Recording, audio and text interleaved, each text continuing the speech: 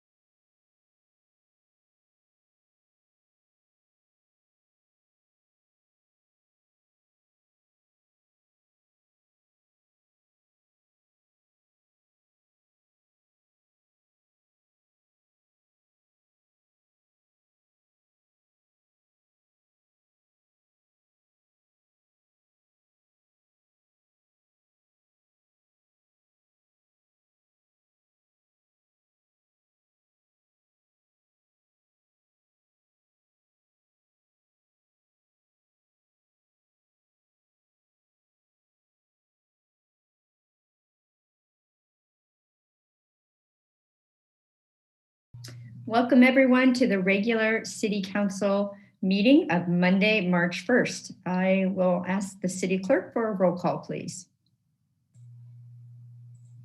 Vice Mayor Bushy. Present. Councilmember Hill. Present. Councilmember Kurtz. Present. Councilmember Urenz Galati. Present. Mayor Kate. Present. We are all present and accounted for. I will ask the City Attorney, is there any reportable action from our closed session earlier this evening? Good evening, Mayor Kate, members of the council, staff, members of the community. No reportable action was taken in closed session this evening.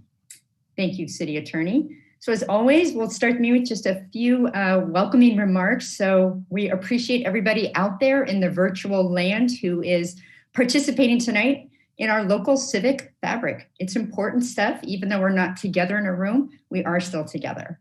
And as always, it's great to see the staff who has their cameras on.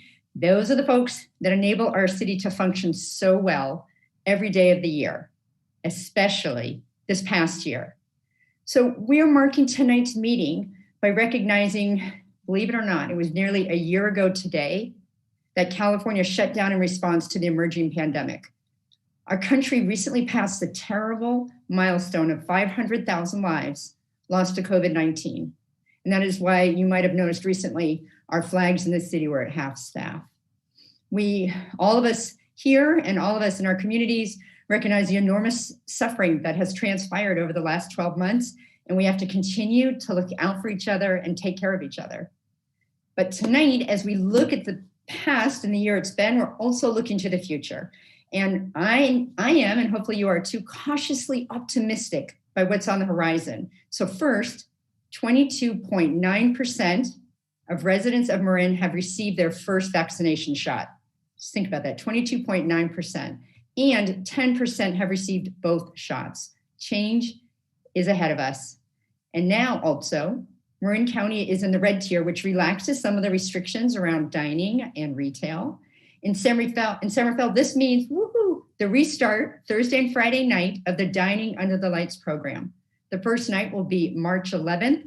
So I don't care what the weather is, grab your parka, head on out, support our local restaurants, and on the way, shop at our local retailers. We are truly in this together and need to keep supporting our local businesses.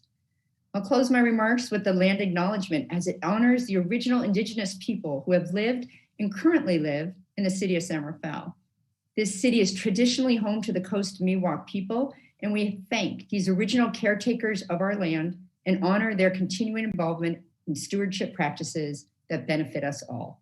So looking back and looking forward, we will now turn to the city clerk, who will tell the public how they can participate in tonight's meeting. Thank you, Mayor Kate. At this time, I would like to ask staff to turn their cameras off, and thank you so much.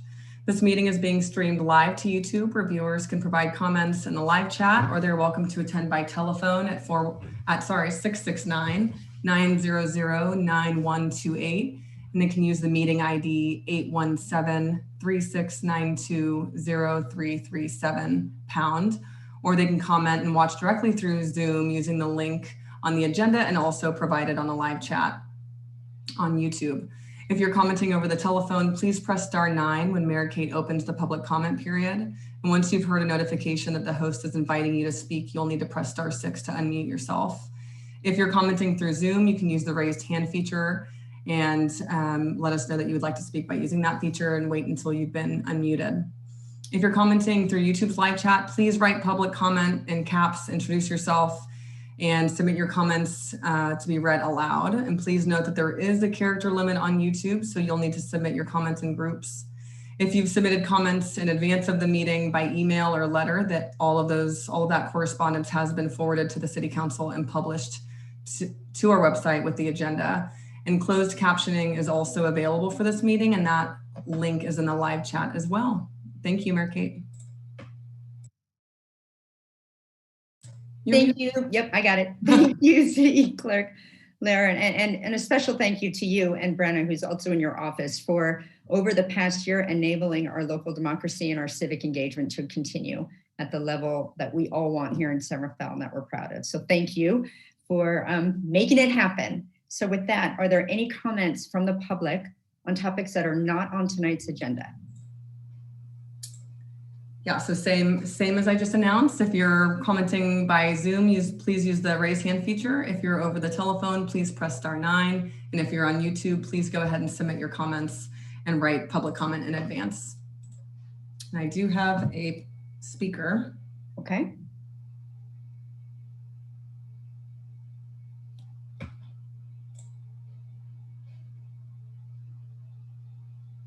And will you show your phone for? Yes, when there's 10 seconds left on the clock for you, we'll go ahead and hold my phone up, and that'll be your 10-second warning. Great, thank you. Go ahead, Salama. Oh, okay, thank you.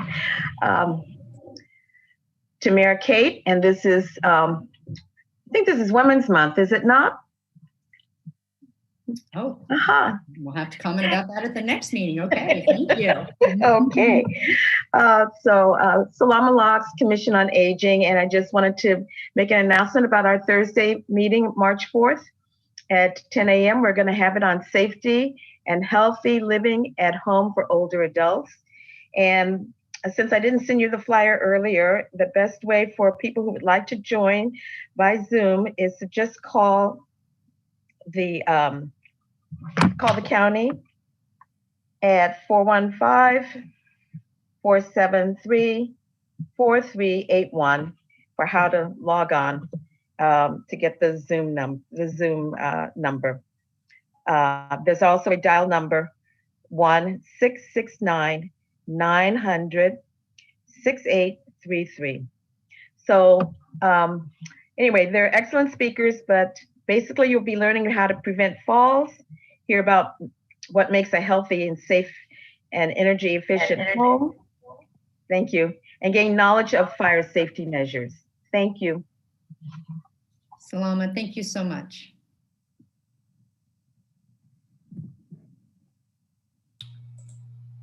I see no other public comments, Mayor Kate.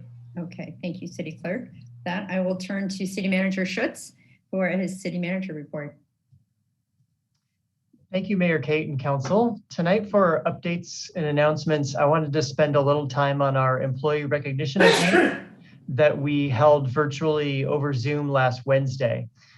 Our virtual event was very well attended. We had over 200 staff there, and we spent in 1 hour kind of going over 2020 accomplishments and giving out some special awards that we do over 3 categories that we've been using since 2016, which are innovation, social responsibility, and the Dean Allison Award. I'll tell you a little bit more about those in a second.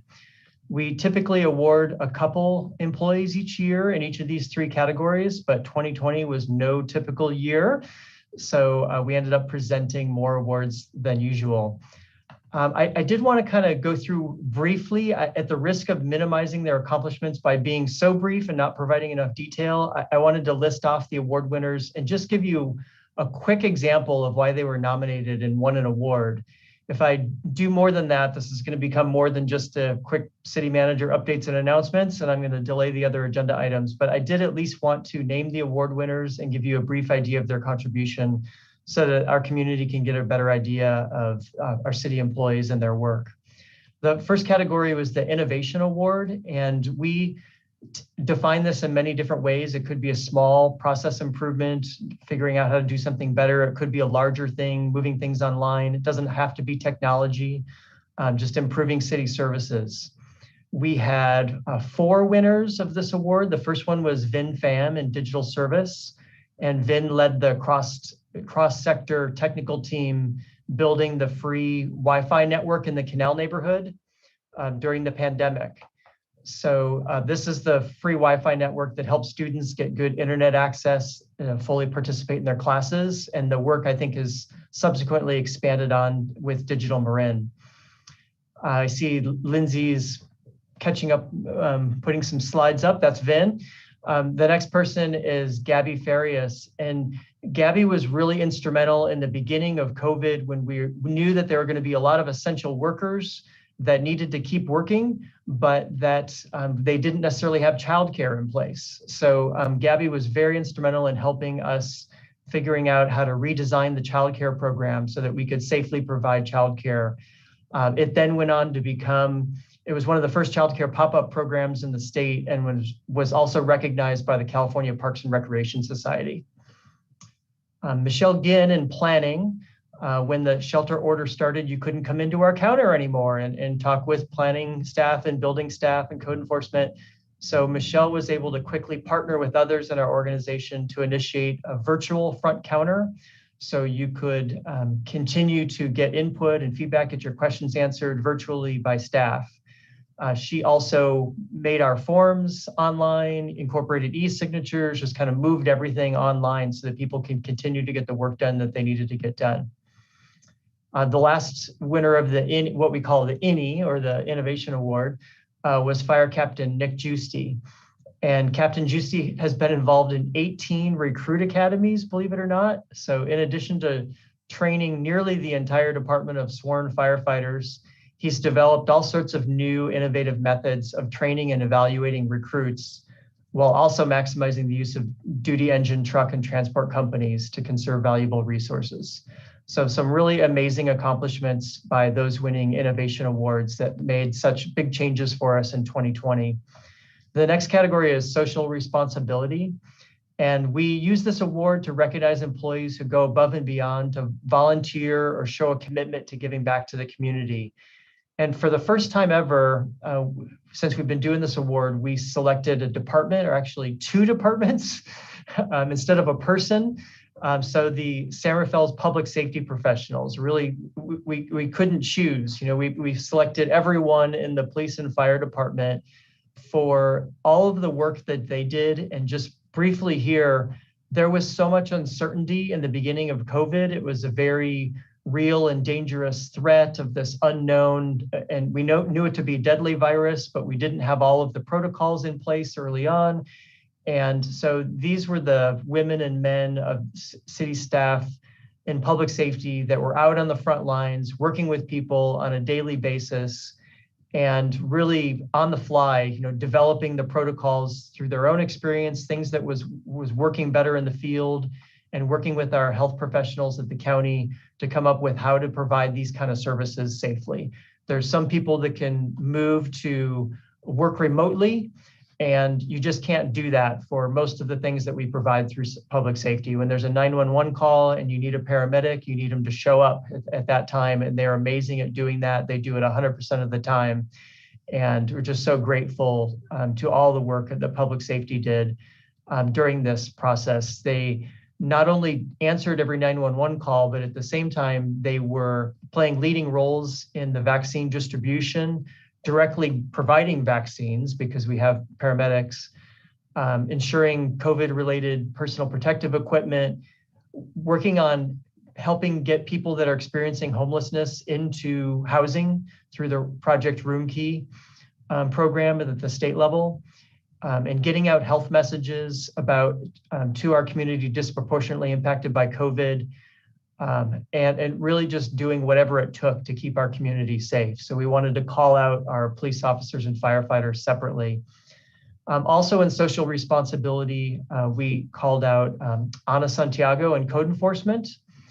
And Anna took on the huge job of contacting in person over 150 restaurant and other business owners in the city. As the health orders came out and the health orders kind of kept changing, people had questions, people were confused about what was allowed, what wasn't allowed, how to get the right information out to their employees and to the people patronizing their businesses. And Anna played a huge role in going out and speaking directly with people, answering their questions, getting them whatever they needed to be able to operate their business successfully. So we appreciated Anna's work. And then the last social responsibility award went to Maria Renteria. And Maria's in our library, and she assisted with a tremendous amount of Spanish translation work, and also through all of her work, put the needs of our customers first in everything that she did. She has thoughtful input that helped us tailor all of our services and alter our services to better meet the needs of the community, and goes above and beyond to assist all our patrons, and takes the time to both teach and empower them. So a really great group of people around social responsibility. The last award that we give out is the Dean Allison Award. And some of you knew Dean, worked with Dean. He was a San Rafael Public Works Director for only a very short period of time before he passed away on the job in 2016. But he was such a special person and made such an enormous impact on both city staff and actually also our community, even in the short period of time that he was a Public Works Director, that we decided to name this special award after him. And we say, if you just met Dean once, you felt like you were going to be a lifelong friend because of how he treated people. So this award goes to people who share Dean's characteristics. And we look for people who are great listeners, who follow through on commitments, find win-win solutions when problem solving. Another way that we look at this now, kind of subsequently, we created more of the Together San Rafael guiding principles and all of those kind of characteristics, like starting with community needs, reimagining the status quo, collaborating across departments. So that's what we're looking for in these awards. The first one we gave out to Catherine Kufa in Library and Recreation. She served as a key member of our Canal Policy Working Group and dedicated herself to supporting the residents of the Canal neighborhood that was most disproportionately impacted by COVID-19 and also housing instability. She was able to bring a lot of things forward, work on a lot of things that the council has seen over the past few months, and also establish credibility and trust with the leadership of several community-based organizations. So all of these winners of this Dean Allison Award, we like to think that the way they go about their work is the way that Dean went about his work. Lindsay Lara was another Dean Allison winner this year. And the person who, all of these nominations come from peers within the organization. And Lindsay had several people that nominated her for this award, but one of them said, from when the time that she was the deputy city clerk to becoming the city clerk to the resoundingly elected clerk, at every step of the way, every month, it feels like she's reached a new level of high performance. As you mentioned, Mayor Kate, she transformed how the City of San Rafael broadcasts and archives our public meetings and helped guarantee the seamless transition to digital public participation. And she did all of that by actually saving money along the way. So we're doing it entirely differently and better and for less expense than we were doing it. And then one of the awards went to someone who was also a Dean Allison intern. We have a couple different ways of recognizing and keeping Dean's spirit alive in our organization. And another one is a public works internship. And Thomas Wong had been a public works intern, actually the first one that was the Dean Allison intern. He actually had a chance to meet Dean before Dean's passing. So this is kind of coming full circle for Thomas of actually winning the Dean Allison Award as well. And one of the reasons why Thomas won it is through his work in our Emergency Operations Center this year.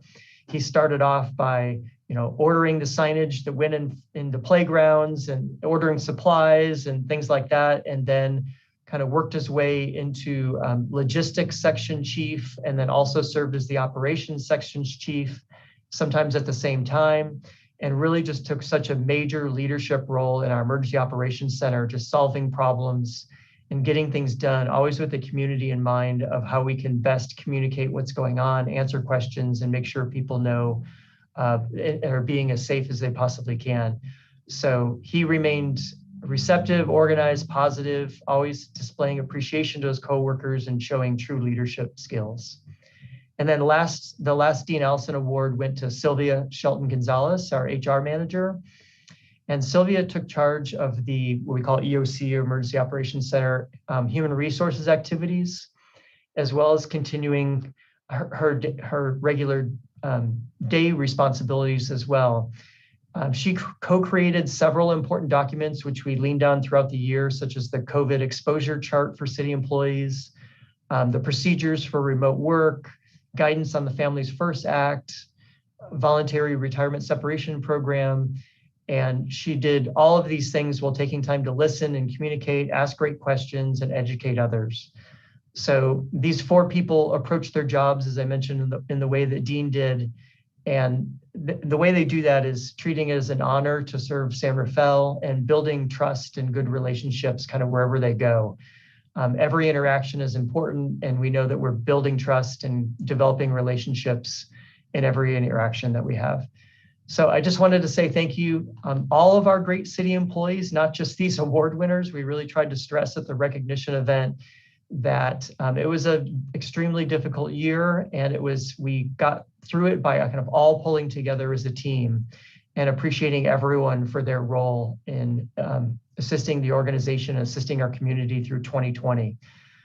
We also have a lot of unsung heroes as city staff members, and we're looking for new, better ways to get them sung as well so they don't stay unsung heroes.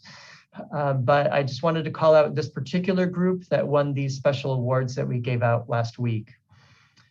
Just really quickly, Mayor Kate, you mentioned some updates on COVID-19. I appreciate that. And you mentioned the red tier and the 22.9% of the population that's received at least one dose of the vaccine. We are the second highest rate of vaccination in the state, Marin County is, so that's great. The county communicated this last week that the next groups that would be vaccinated, including essential workers in education and childcare, food service, agriculture, and emergency workers. Obviously, some of those have already been underway. Marin, although we're excited to be in the red tier, Marin is only one of 9 counties in the red tier right now. Most are still in purple. So it's great that we are able to open up businesses to the extent that we can under the red tier. About 90% of Marin schools are open to some sort of in-person learning. And now that we're in the red tier, the middle and high schools can be reopening to hybrid and in-person learning as well. And we're going to start seeing that at our middle and high schools in San Rafael, actually, I think starting today in some cases. And then the 22.9% vaccination rate number that we've said a couple times it's not a huge number, but those over 65 years of age, that number is 69% of those have received a first vaccination, and over 75 years of age, we're at 82%. So those are some really big and impressive numbers, and you can see the action that's happening in that area. There's about 17,000 total doses that'll be distributed this week. So that's great. That includes all of our providers that are doing it and the pharmacies. So I just wanted to add those additions on the COVID-19 report as well, and turn it back to you, Mayor Kate. Thank you so much for giving me the opportunity to talk a little bit about our great employees. Appreciate it. Thank you, City Manager Schutz. And I think we all share the gratitude towards the employees that you both highlighted, and the unsung heroes, and the people that go about their job every day, keeping our city running so well. And I'm, again, don't want to be too sorry that we can't all be together and clapping loudly, but I hope our employees know that we are doing that and so appreciate them. So thank you for taking that time. Absolutely wonderful way to start the meeting as far as I'm concerned. So thank you. With that, I will now turn to my colleagues for council member reports. These are report outs on committees that we serve on behalf of the city of San Rafael.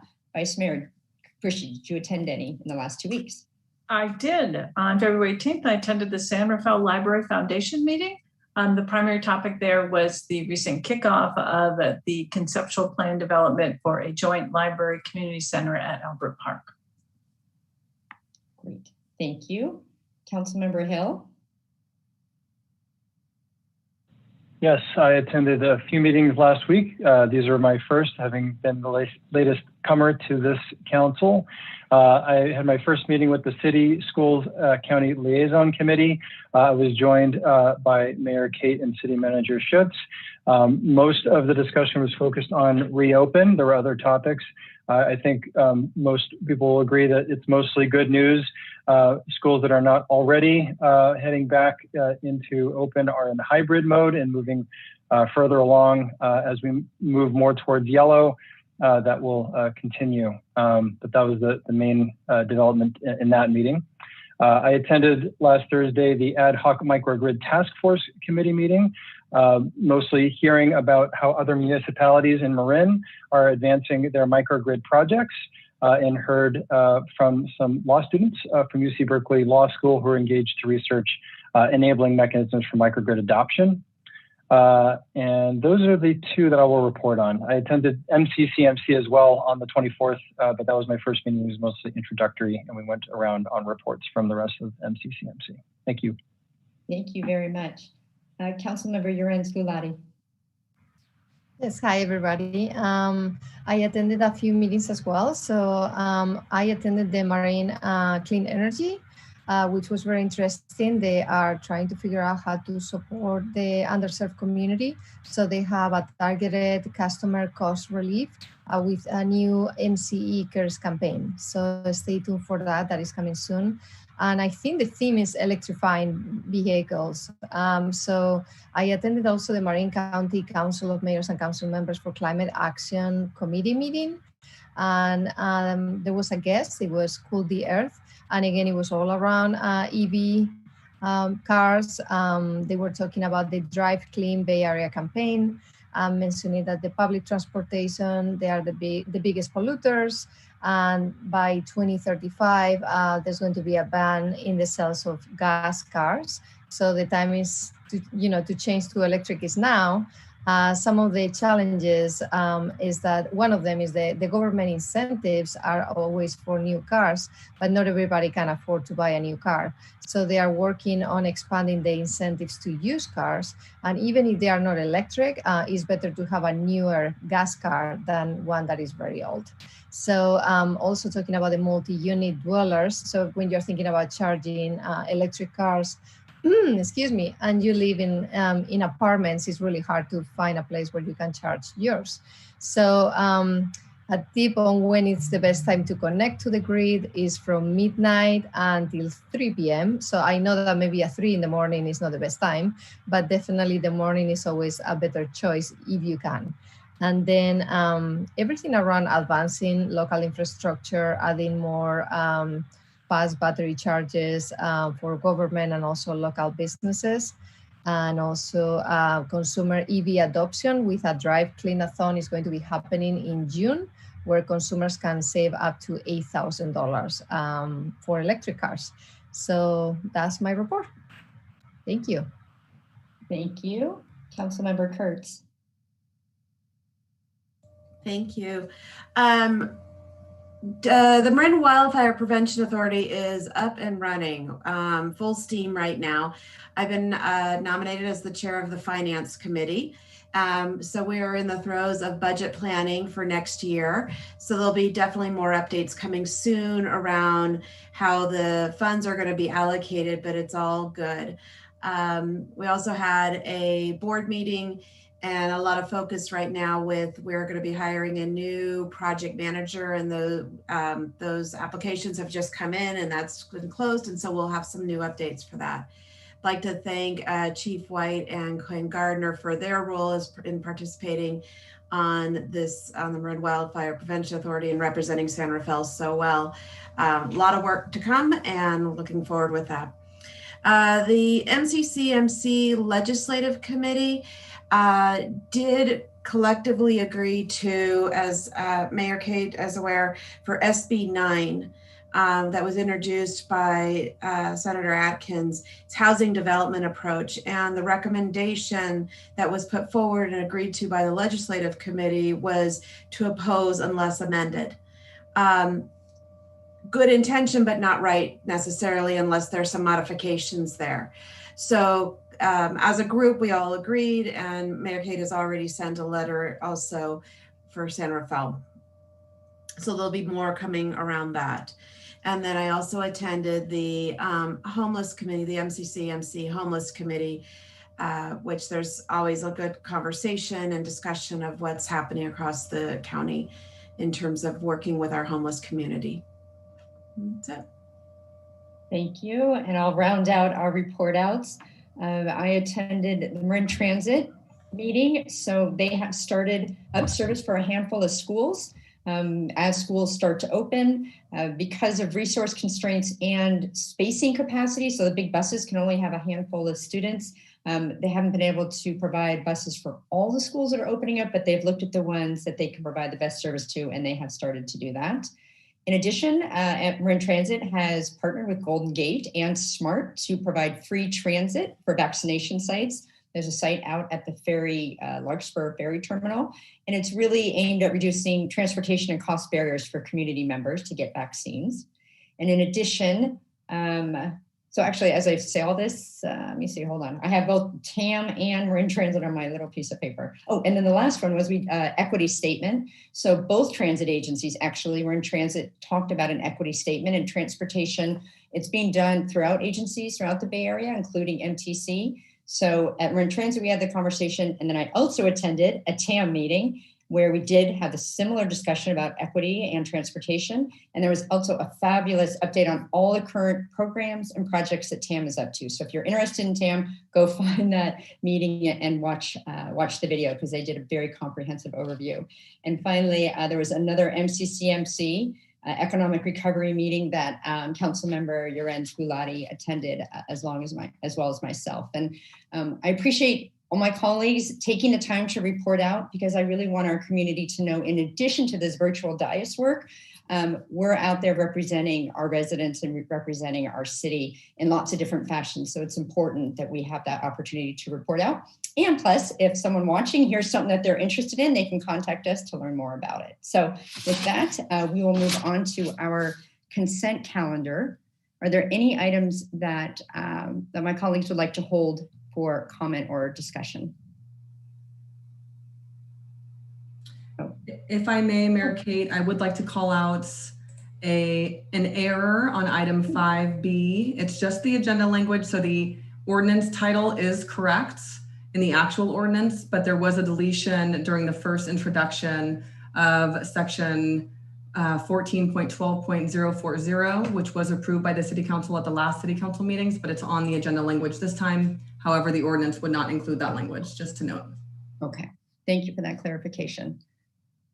So not seeing any items to be held from the consent calendar, I'll open it up to public comment for public comment. If you are commenting on Zoom, please use the raise hand feature. And if you're commenting by phone, please press *9. And if you're participating through YouTube, please submit your comments now and include public comment in advance. And we're going to give everyone about 15 seconds to submit their comments.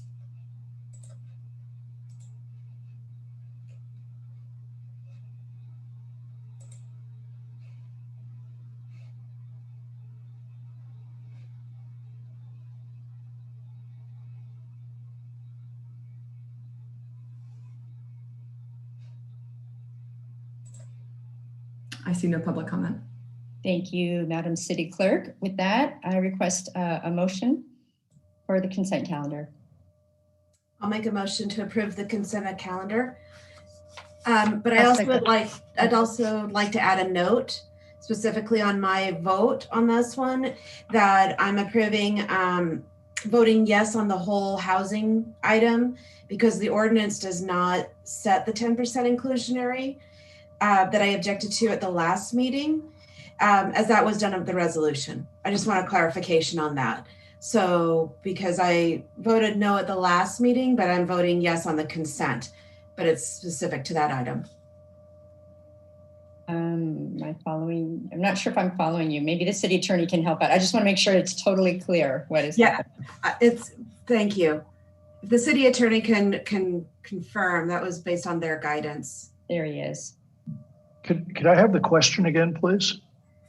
So the question is on the housing item, because I voted no at the previous meeting, but I'm voting yes on the consent calendar, on the consent item. And Mayor, if I could jump in, I think Yes. It might assist the city attorney is that the particular item that I think Councilmember Kurtz objected to was part of a resolution in the last meeting and not this ordinance itself. The resolution got approved at the last meeting. The ordinance has to come back for a second reading. So I think it's not inconsistent if Councilmember Kurtz decides to vote yes on this, because it was the resolution of the last meeting that called out the 10% that she was objecting to at that time. Right, and thank you, City Manager Schutz, because that helps me recall the discussions that we had on the topic. And Councilmember Kurtz, your understanding is correct, and you may vote yes on this item if you wish to do so. Thank you. thank you for the village of helping pull that all together. No, we appreciate the clarity. Okay, so we have a motion to approve the consent calendar. Is there a second? A second. Okay, Vice Mayor Bushy seconded. A roll call, please, City Clerk. Vice Mayor Bushy. Aye. Councilmember Hill. Aye. Councilmember Kurtz. Aye. Councilmember Yorenz Galati. Aye. Mayor Kate. Aye, that motion carries 5-0. Thank you all. So I am delighted that our next agenda item is the Age-Friendly San Rafael Strategic Action Plan. I know this has been in process for several years, and I'm turning it over to Director Andrade Wax to report out on this. Thank you. Wait, you're on mute, so try again.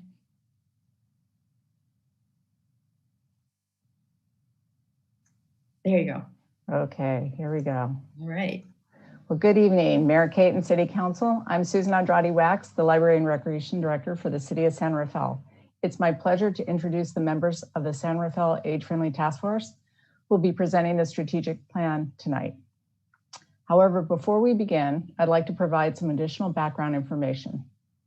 In 2017, the City of San Rafael became a member of the World Health Organization's global network of age-friendly cities and communities. At the same time, the San Rafael Age-Friendly Task Force was formed and is part of the Age-Friendly Marin Network. In 2018, the San Rafael Age-Friendly Task Force, with support of the City of San Rafael, submitted a grant request of $5,000 to the Marin County Department of Health and Human Services to begin the development of a strategic plan. In support of this endeavor, the City of San Rafael also committed $5,000 in matching funds. Upon receiving funding, the task force began the process of developing a strategic plan for the City of San Rafael. The City of San Rafael has supported the efforts of the San Rafael Age-Friendly Task Force and actively participated in the process and the development of the Strategic Action Plan. The plan is an aspirational document which is meant to inform, educate, and shape future decisions. It contains both short-term and long-term goals and can easily be modified as needed. Although there is no staff recommendation for formal action tonight, we are requesting feedback on the Strategic Action Plan and any initial recommendations for implementation. Upon receiving feedback, the Strategic Action Plan will be brought back to the City Council for its final review and consideration. And now, without further delay, let me introduce the leadership team and the agencies they represent on the Age-Friendly Task Force. Sparky State, Task Force Co-Chair and Chair of the San Rafael Village, Diana Lopez, Task Force Co-Chair, and she also serves on Marin County's Commission on Aging. Karen Cuneo, Workforce Management Specialist and former Human Resources Business Partner for the County of Marin. Susie Pollock, Co-Founder of Marin Villages. Rafi Nazarians, Associate State Director for AARP of California. And Linda Jackson, Program Director for the Aging Action Initiative, who will lead the presentation tonight. And I think what we will need to do is share the screen for Diana. Perfect. Perhaps we could make that, there we go, wonderful. Well, good evening, Mayor Collin and members of the City Council. I am here tonight as a member of San Rafael's Age-Friendly Task Force, and thank you, Susan, for that introduction. It's been great working with you on this project. 3 years ago, San Rafael was designated an official age-friendly city. So tonight, we of the task force are delighted to present to you the Age-Friendly San Rafael Strategic Action Plan for your consideration. Next slide, please. This is the list of people who surveyed, researched, analyzed, wrote, and reviewed the plan before you. This plan is the result of a lot of people working together. 5 of us will be presenting tonight, and we begin with the recognition of the others on this list who helped make this plan a reality. Next slide, please. Age-friendly starts with the premise from Jill Peñalosa, who is Parks Commissioner in Bogota, Colombia, and now an international age-friendly leader. He said, we believe that if everything we do in our cities is great for an 8-year-old and an 80-year-old, then it will be great for all people. So, and you may ask, well, why this topic now? About 20 years ago, it became clear in the international community that the world is facing a transformational time. People are living well and longer, COVID notwithstanding, because of better health care across the lifespan. In fact, WHO, the World Health Organization, recently updated the age cohorts to reflect this change with these new definitions.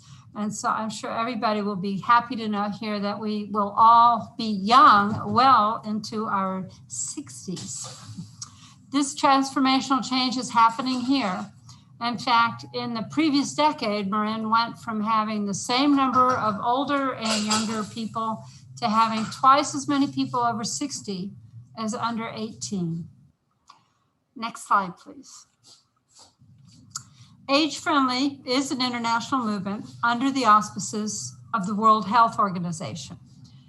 There are cities, states, and countries with age-friendly plans. Each plan is organized around 8 topical domains, although those 8 domains may be modified locally, and you'll hear momentarily about how we did that in San Rafael. In California, ARP is the US affiliate to the World Health Organization's global network. So with us tonight from ARP is Rafi Nazarian, and I'd like to give him a moment to say a few words. He comes to all these council members. So Rafi, can we Sure. bring him in? There we go. Thank you so much, Linda. And it's Mayor Kate and council members. So nice to see so many of you who've been instrumental in this work. I'm really happy to be here tonight representing AARP California. As Linda said, AARP is the affiliate for the World Health Organization's age-friendly network here in the United States. In California, we have 54 member jurisdictions. Really proud that San Rafael is one of them. It was really nice to be there with you in chambers presenting you with your certificate when you first joined. Happy to say that I've had a chance to read the draft document. I think it's excellent. It's very aspirational, has very clear, concise goals, and you can tell that a lot of time, energy, and thought was put into it. So really happy to have played a small part in it and to have helped advise your commission.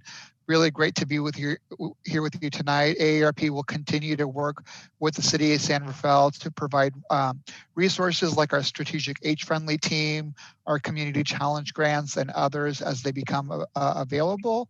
And since my last visit to San Rafael, the World Health Organization also expanded membership in the age-friendly network to include sub-national governments. So in the United States, that would be states. We have 6 states that are members right now. And I know Mayor Kate, you're very supportive when AB 1118 to encourage the state of California to join the network passed the legislature about a year and a half ago. And I'm happy to say that as part of Governor Newsom's master plan on aging, one of the recommendations is for the state to join the national age-friendly network of states and communities. So looking forward to that, looking forward to working more with you all in San Rafael, and hopefully we can be there together soon. But thank you for having me, and I'll hand it back over to you, Linda. Thank you. Thank you, Rafi, for joining us tonight. We're just so honored to have you here. Tonight, we are going to share an overview of how we put the plan together and what we learned. We're going to introduce a few new words and highlight actions in the plan. To describe how we put the plan together, I will now turn this over to co-chair Sparky Space.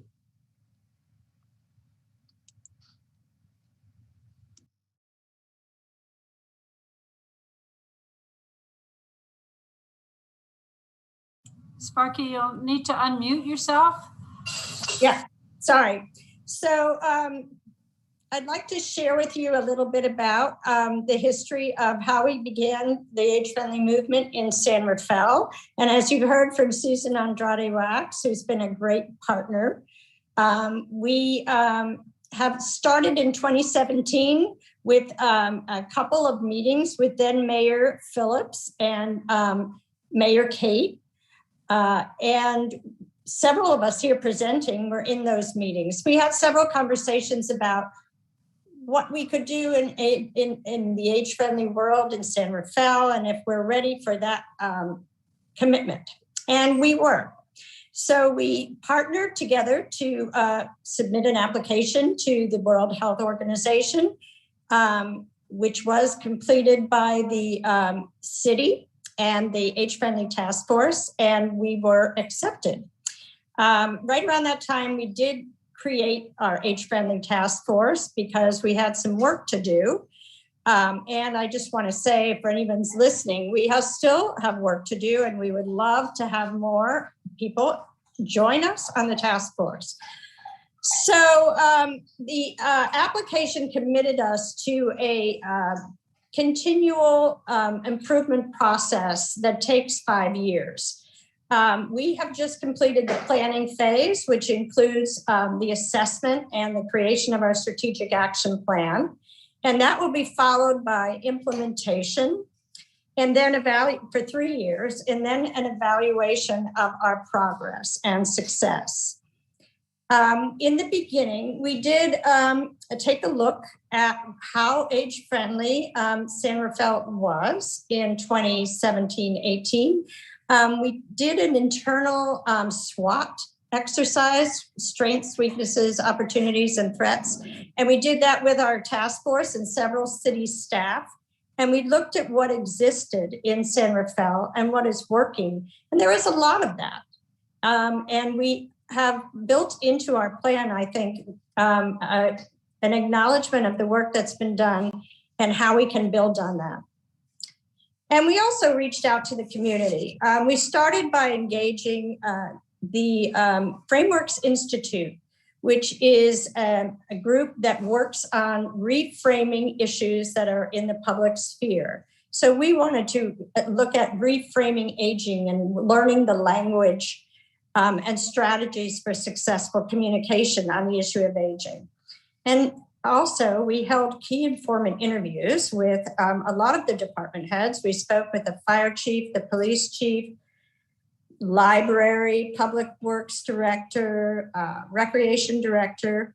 And we also met with community agencies such as Canal Alliance, Dominican University, Jewish Family and Children's Services, Whistle Stop, and others. And we developed a survey that we sent out electronically in English and Spanish to the over 60 population. We also made hard copies that we dropped off all over the community. And the city was, I have to say, an immense help in this effort. They helped us translate, they helped us print the surveys, and we couldn't have done it without them. So we found out a lot of things in our survey, but a few highlights: that 32% of the survey respondents have lived in San Rafael for over 35 years. And 35% felt it important to remain in San Rafael in their neighborhood. A key survey finding in the area of housing was that residents were looking for a home that will support independent living as they age. Most important to them were home modifications around the bathroom and other modifications with steps into their home that would allow them to stay and live safely in their home. And of course, in the survey, we also noted that affordability was an issue for many, including particularly renters. Next slide. So Sausalito was the first city in Marin County to receive the age-friendly designation. I think when we were just beginning our conversations with Mayor Kate, they were already up and running, followed closely by Corte Madera and Fairfax. And all of these cities that I've mentioned have completed their strategic action plans, are actually in the evaluation phase. And most of the remaining jurisdictions in Marin have or are currently applying for designation. Each city focuses on what's important to their community. Sausalito was focused on home modifications and worked closely with the city to pass a building permit waiving up to $10,000 in fees for senior home modifications. The Twin Cities Age Friendly created an intergenerational center in their community center. And all of the cities and towns that are working towards or are designated as age friendly, they're the representatives from the task forces and some staff from cities meet twice a month in an age friendly network. And we support each other, we challenge each other, we update each other. And it's been a great way to continue the work. And in 2020, the County of Marin itself and got on the age-friendly bandwagon and completed their age-friendly plan for the unincorporated areas of Marin. They hired a full-time person to implement their plan, and she is working with the unincorporated jurisdictions in Marin, particularly focused on West Marin and Marin City. Next slide. So the time is now, and I know you know this, over 25% of San Rafael residents are 60 years and older, and that is increasing moment by moment. Did you know that we have over 700 registered voters in San Rafael who are over the age of 90? We did, and we sent them birthday invitations to a birthday party that we had last February. We had a great time. It was a wonderful partnership with the city. We had it at the B Street Community Center. And although we didn't get nearly close to 700, we had a good crowd, and we danced and we sang and we had music and we ate together. And we plan to do that again once we can get together with after COVID. And the first wave of our Latino immigrants in San Rafael is now in their 60s. And believe it or not, the first baby boomers will be 80 in 5 years. And I will leave you that thought and turn it over to Diana Lopez, who is my co-chair.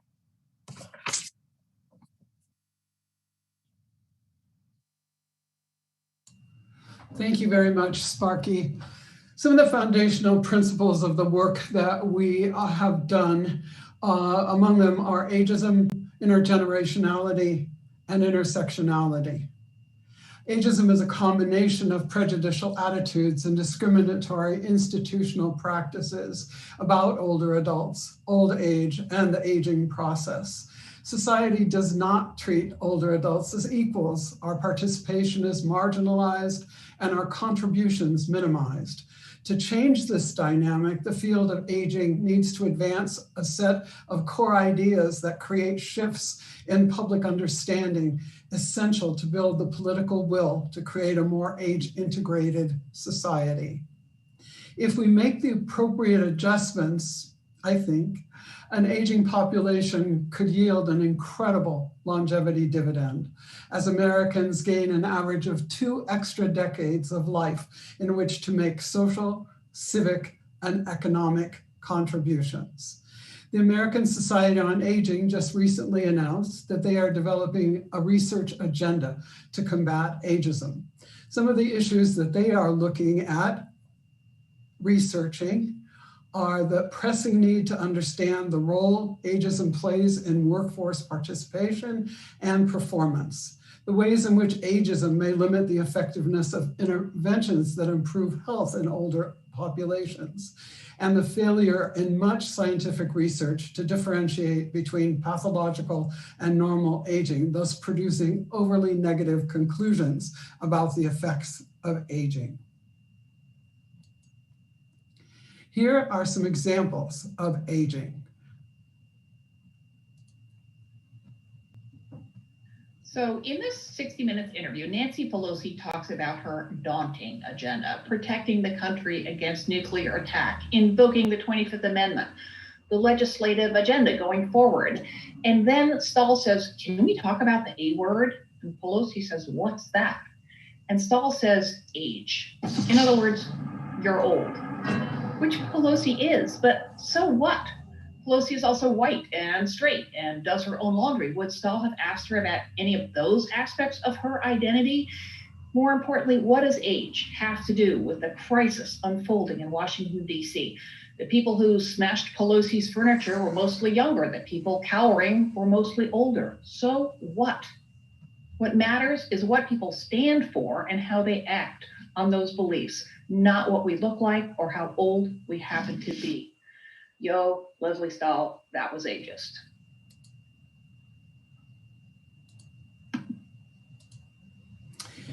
Another incredibly important piece of the work that we are doing is intergenerationality. There are many issues that are related to intergenerationality. They include equity among generations, conflict among generations, and mobility between generations. By 2040, older adults, children, and youth will make up 40% of the population in the United States. Younger and older people are a tremendous asset. It's not enough to say that communities that are good to grow old in are also good to grow up in. Efforts to build connections between generations must be intentional.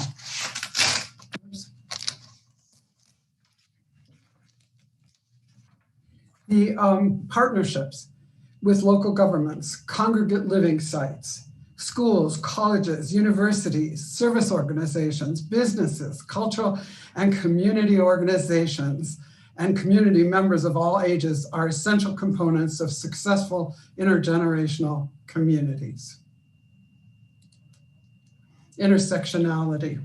I understand that you are all aware of the importance of intersectionality that it plays in people's lives. We call it out here because it's a foundational component of the work that we are presenting to you this evening.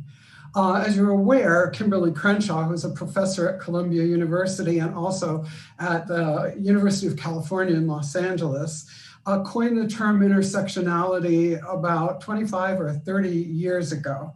And it's essential to look at her work to really understand what intersectionality means. She says that it's often misinterpreted. And what's puzzling about that is that usually ideas that people take seriously, and this is a quote from her, they actually try to master them or at least try to read the sources that they are citing for the proposition. Often that doesn't happen with intersectionality, and there are any number of reasons why that's the case. But what many people have heard or know about intersectionality comes more from what people say than what they've actually encountered themselves. I'm going to turn this over to Karen Cuneo, who is going to walk you through the heart of this strategic plan. Karen? Thank you, Diana. Thank you, Mayor Kate. We'll go to the next slide, please. So this section will highlight each of the 7 domains that we have focused on in our strategic plan. We're going to quickly move through each one. Next slide. We've heard about housing. Age-friendly communities proactively support aging in place. Sparky mentioned that as part of our survey results. This means having homes that meet the needs of older adults, ramps in place of stairs, bath remodels, etc. And for those that rent, residential facilities may have availability, but are often not affordable. Next slide, please. Many of these domains relate to one another. Employment. Not all older adults are retirees. Many need to work to continue to live in San Rafael. As a matter of fact, in 2020, EDD reported that over 25,000 Marin residents aged 55 to 85 filed for unemployment during the year because of a job loss last year. Connections with businesses, employers, government, and nonprofit agencies working in the areas of employment are crucial to address these solutions. Next slide. Civic participation. This domain embraces the concept of intergenerationality that Diana so eloquently discussed. Welcoming our older adults into civic opportunities to explore what civic engagement means to the next generation, and through partnerships with our city departments, encouraging participation of older adults in program planning, as it'll affect, their ability to participate. Next slide. Communication, making sure that all older adults can receive important alerts and be aware of the many resources that are available in San Rafael and throughout our county. This involves ensuring access to technology and tools to assist older adults in feeling comfortable with technology, communicating in a variety of mediums, taking into account visual or hearing impairments, and building on existing partnerships like with Digital Marin. Next slide, please. Outdoor spaces and buildings. We are blessed to be surrounded by the beauty of nature, from our walking trails to our bocce courts. By addressing perceptions around safety, older adults and all San Rafael residents will feel comfortable in our downtown and our neighborhood parks. Key informant interviews last year indicate support to forge active partnerships with public safety and the downtown business community, as well as promote best practices in planning for intergenerational programming at our community centers in San Rafael. Next slide, please. Community preparedness. This one's pretty straightforward. Our vulnerable older adults face barriers and challenges regarding emergency preparedness. Through addressing partnerships with San Rafael Fire and our emergency services team to produce and prepare materials around emergency preparedness in both English and Spanish that will reflect the needs of older adults and our disabled community. Next slide, please. And finally, respect and social inclusion. Social inclusion is the antidote to social isolation. Social isolation that many of our older adults face. Reframing perceptions about growing older in San Rafael, as we all will eventually grow older. Educational campaigns about what age-friendly means and dispelling myths about the aging process. Now, to take a closer look at some immediate implementation steps, I will turn it over to Susie Pollock. Next slide, please. Karen has presented proposed highlights and actions in 7 domains that are listed in this slide and in the next. In each of these, we're proposing some first-year implementation and a first-year implementation step.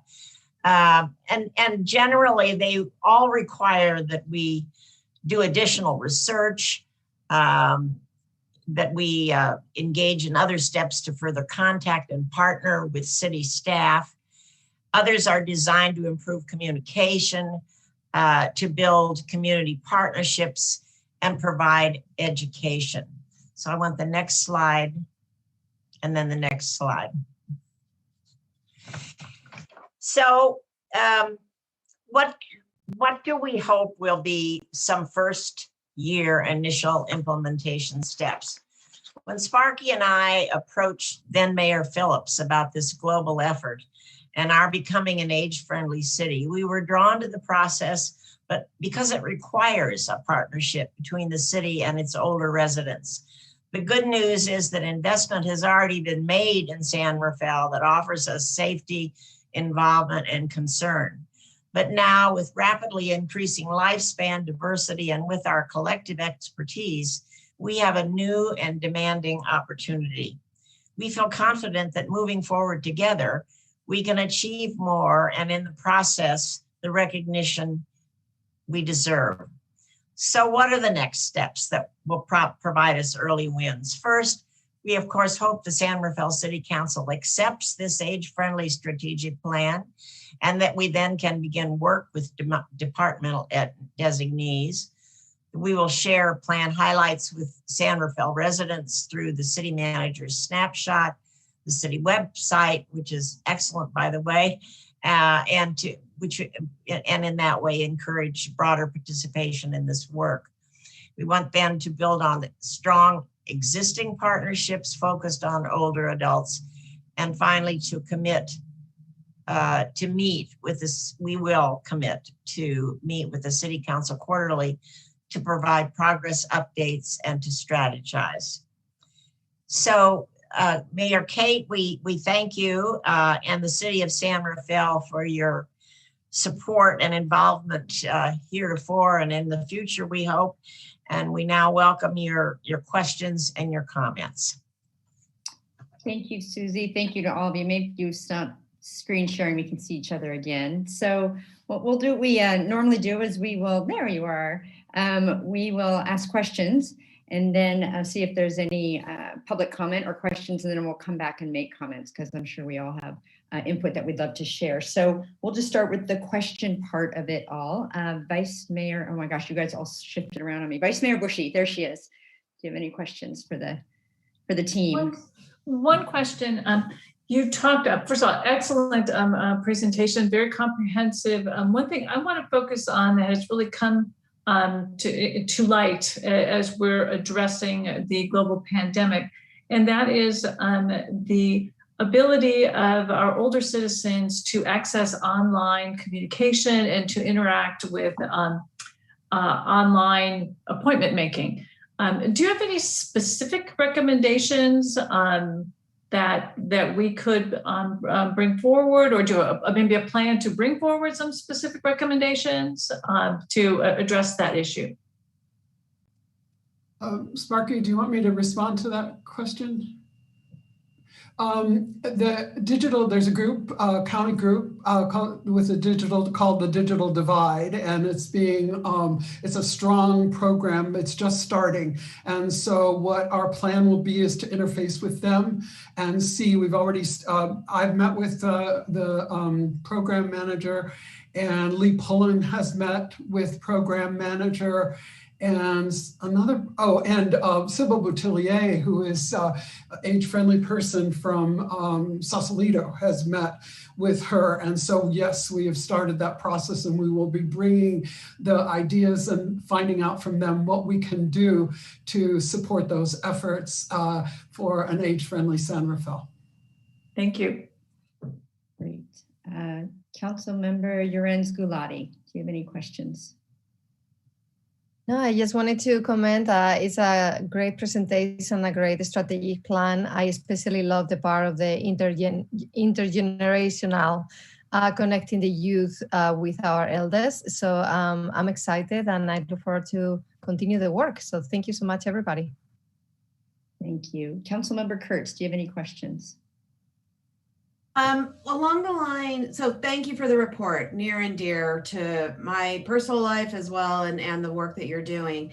The emergency preparedness aspects of the report, and I'm wondering, sort of along the line of Vice Mayor Bushy's comment of terms of technology. So many of the tools that we're developing now, especially in the area of emergency preparedness, are electronic and reliant on our phones. And I know in my conversations with first responders and the fire chief, you know, they'll resort to the old-fashioned method, which is knocking on doors, which is good.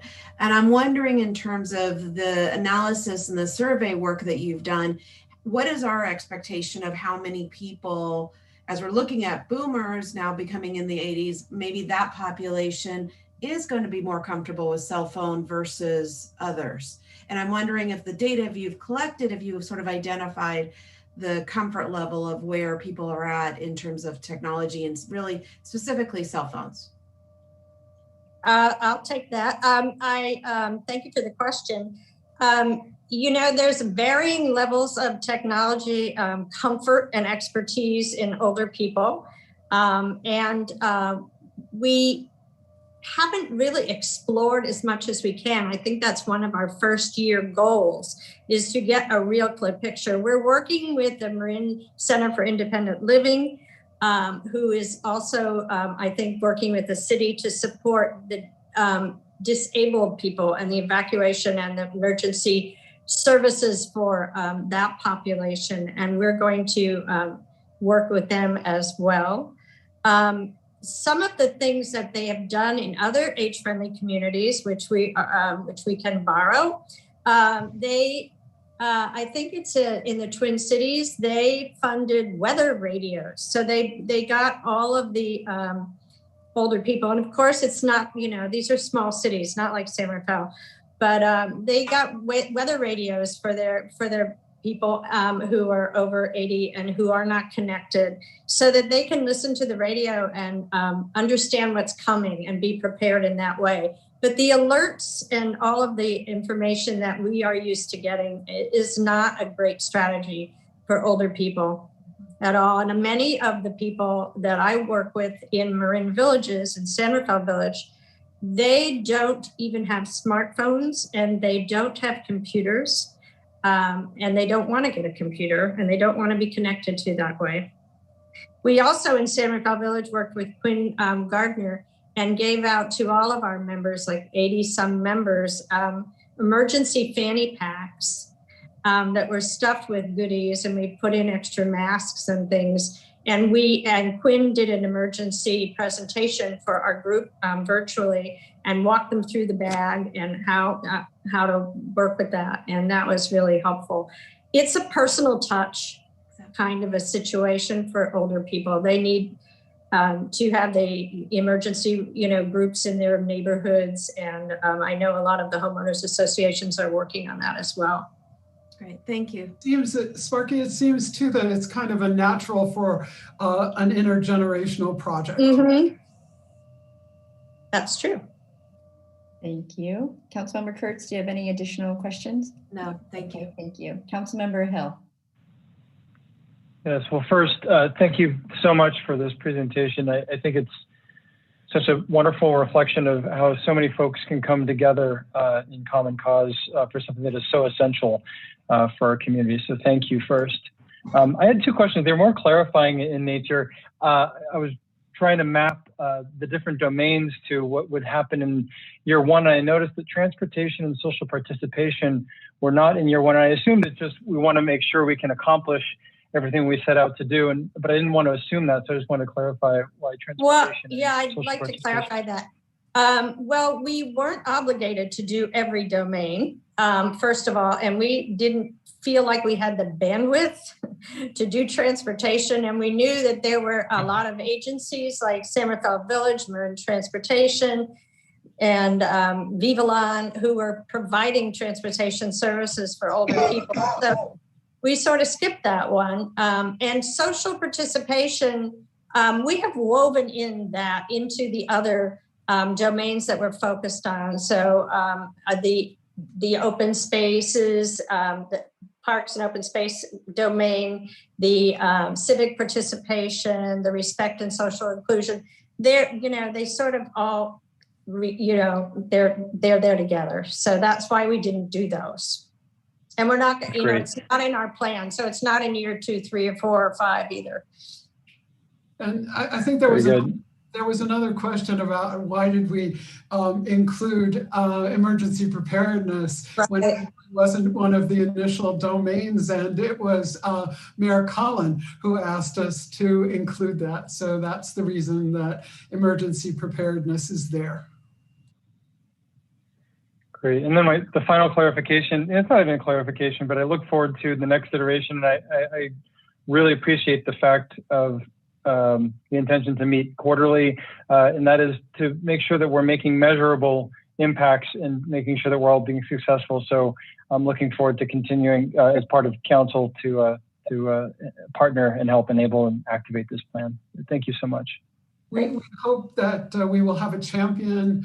Mayor Collin was an incredible champion for this, is an incredible champion for this effort. And now that she is the mayor, I'm looking at the checkerboard here. Who of you among you might be willing and interested to work with us, because we can't do it without you, and we certainly can't do it without a connection, strong connection to the city. And I want to reiterate a big thank you to Susan Andrade-Wax and Patty McCauley, because they have stuck with us through this whole process, which is not probably like every other process in the world, hasn't gone completely smoothly, but we're here and we're most grateful. Thank you. Thank you. So I just have a few questions, and I have to just underscore I love this project initiative for so many reasons. And for me, the fact that it's community led. So you have the name Age Friendly Task Force. And I don't want people watching to think like the city somehow said, oh, you should all come together. You actually all came together and then came to us. And that's really rare, I think, when you find these public kind of partner, whatever, nonprofit, grassroots based, however you want to describe it, initiatives. Often it's the city leading it. And I think that's what, to me, makes this so special. It's really utilizing structure and a framework that's out there, but coming to the city. So I can't just underscore that enough. I, of course, am going to ask a really awkward question because I want to hear you answer it. I see that the County of Marin has now hired somebody. They have a full-time staff person dedicated solely for their age-friendly plan. San Rafael and all the other cities, we don't have a person, we don't have a resource. So can you speak to, are there ways the city could work with the county, or would there be a possibility for the county to possibly umbrella all these efforts that are now going on in Marin County? I'll start. The woman who's leading the charge for the county, Sarah Robinson, is actually also the age-friendly chair for San Anselmo. And she is a leader among the age-friendly groups. She convenes often we're now starting to share it, but she was the original convener of all of the Marin Network meetings. And but her focus is primarily on the unincorporated areas, particularly West Marin and Marin City. But she is a resource, and we can collaborate with her, but she's not ours. You know. Does anybody else want to add anything? Yeah, I mean, I think that's a conversation that needs to happen. And it's a conversation that you as city council members can certainly initiate with the County of Marin. Well, and the other thing that Diana and I have already approached and had a conversation with Damon Conley about our efforts, and particularly focused because of his interest in employment. And in that conversation, it was brought up that the county has, actually the resources to hire a staff person. It would be lovely if we could somehow, share or, that the city really doesn't have those kinds of resources, as he knows, and that we'd be interested in any kind of support that he could give to our efforts. Another piece of this is what Rafi was talking about in terms of the master plan for aging, because there's a lot in there. I just did last week a presentation for the Women's Commission on the master plan for aging and pieces of it that are relevant to women in Marin, and talked a lot, Karen, about employment for older women. So there are lots of folks working on this, and we need to come in the same way that collaborate on so many other things. We need to come together and collaborate on this effort. Right. And that's what I was getting at. And the aging of San Rafael is reflected in all these cities and towns, and many of the solutions are the same. And it just, if we're all trying to reinvent the wheel in our separate communities, doesn't make sense. And hats off to all of you, because I know how connected you are in your work, but how do we make sure it's connected at all the levels that are engaged? So with that, so please stay on the line. I'm going to ask the city clerk to come on to see if there's any public comment or questions. Thank you. To go ahead and comment on views on Zoom, please use the raise hand feature. And if you're on the telephone, please press *9. And if you're submitting comments on YouTube, please write public comment in advance. We do have a caller. Once I ask you to unmute, you will need to press *6 to unmute yourself. And I will be holding up my phone, but it's a caller, so you won't be able to see it. So please try to track if you're watching on YouTube.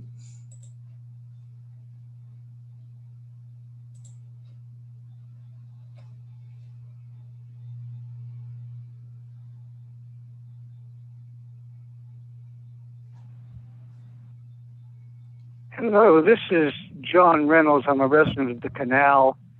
This is very good that we have this support this movement, these innovations that are happening regarding the aging population in San Rafael, in addition to Sausalito and Marin City and other communities. It's very helpful to see this happening. I think I understand. I think you're reaching out with staff, reaching out to the affected communities and to wisdom from to what extent we don't have this necessarily in Marin, or we may have it some places in Marin or in San Rafael, the Native community, that they have wisdom and insights about how to care for the older members of their community. Also the Latino community in the Canal and other places, to what extent. And you're reaching out to caregivers and nursing homes and other places where these kind of things happen. There's great wisdom in the elder population in our society, and they should be definitely included. Their wisdom, we have elder councils that give great wisdom to us all, and we need to tap into the wisdom that they have, but also wisdom from the Native American communities and the Latino communities and other communities of color, the gay community perhaps too, to be tapped into. Probably you've been doing that. I'm just encouraging you to continue to do that at the grassroots level, get the wisdom that's out there in the field, in the reality of the field. So thank you very much. Thank you, John, for calling in. May I respond to that? Actually, what we'll do, Diane, let's go through all the public comment, and then I'll close, and then we'll write notes to anything that we want to have answered. So thank you. That does conclude public comment. I see no other hands raised. Thank you. Okay, well, we will close the public comment. So yes, I think the question was really about inclusion. I would keep it, broad, and we would love to hear you weigh in on that, because I know that's been part of the pillars of your work. So. Yes, I'm also a member of the Commission on Aging, and we established a new committee, Equity Outreach and Advocacy Committee, and I'm hopeful that our task force for Age-Friendly San Rafael will be working with them, because that's exactly the work that they're doing. Thank you. Thank you. Okay, so I will go around to the council and please give comments and feedback. I know Director Andrade Wax has asked for that. We will see this again. This is an ongoing conversation, so don't worry if you don't get everything out there, but any sort of direction would be helpful. So I'll stay with Vice Mayor Bushy, please. I look forward to continuing to work with the task force, and I'm entirely in favor of us accepting the report and continuing this relationship and conversation. Thank you. Councilmember Kurtz. I too am very excited about this report and the work ahead.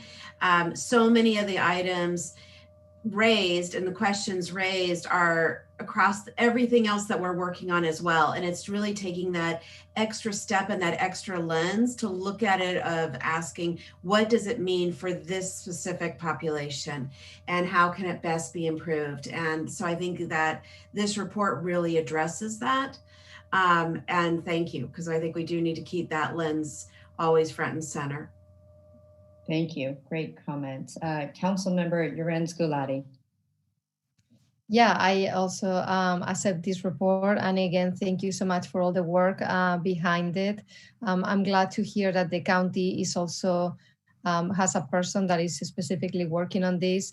The focus on unincorporated, which happens to be Marin City and West Marin, is very necessary as well.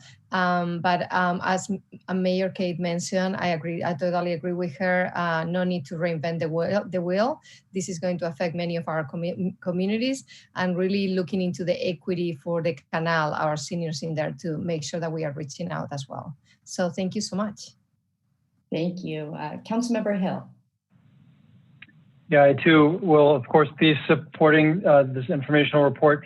And I'll just reiterate almost everything that was already said. But I am so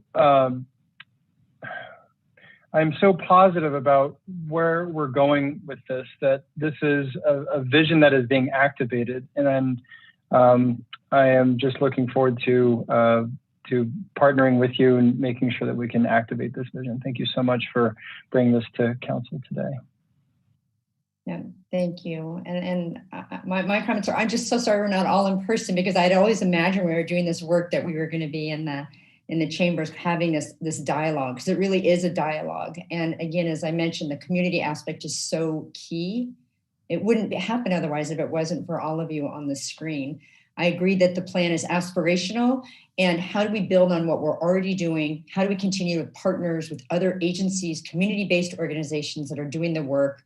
And so I see the role of the city both helping to further it, but almost like a wheel or a hub spoke, that we're helping to bring the groups together and facilitate those conversations, right? We have the advantage of having contacts with a lot of those different agencies. So how do we bring them in so we're actually implementing this? It's not just a city plan, it's not just a Canal Alliance plan, it's not just a Vivalon plan, it's really all of us together, which to me epitomizes the community part. And when I reflect upon this past year, and it was something that you brought up, it was brought up in the presentation, was the aspect of isolation, and how, I don't care what age you are, you can be 8 years old or 80 years old, the isolation of the last year has been devastating to our community. And we all recognize that it's not a clicking a link, it is the human to human interaction, which hopefully we'll get more of as we get vaccinated. And I also want to thank all of you on the screen, part of the task force, for the neighbor to neighbor toolkit when we created that in the beginning of the year. And we found in talking to neighborhood leaders, whether someone had a smartphone or not, I think when we talked to the 9-year-olds, so for folks that might not know this, after the pandemic started, our library staff actually got the list and were calling people that were over the age of 90, like physically calling, on a regular dial phone. And the thing that was heartwarming, one, people, who doesn't love a phone call? It was great. But the second thing was almost everybody had already been reached out to by a neighbor, in addition to their family. And I thought, boy, this is what I love about San Rafael, that someone had checked on them. So how do we continue to build that and be like, keep doing that, people keep doing it, not just in the time of a pandemic, but how do we always do that? So I am delighted to have this before us. And Rafi, it's nice to see you. I appreciate the guidance that you've given us. I know these are local plans, but having you as a resource has been really crucial. And I know you'll be there for us going forward. So with that, if there's any other additional comments, I would love to hear them. Otherwise, I will ask for a motion to accept the report. I'll make a motion to accept. There's no other questions. I'll second.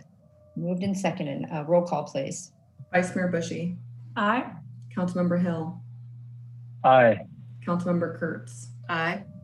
Councilmember Yorenz Galati. Aye. Mayor Kate. Aye. That motion carries 5-0. Thank you, Sparky, Susie, Diana, Karen, Rafi, and Linda for your leadership around this important initiative. So thank you so much.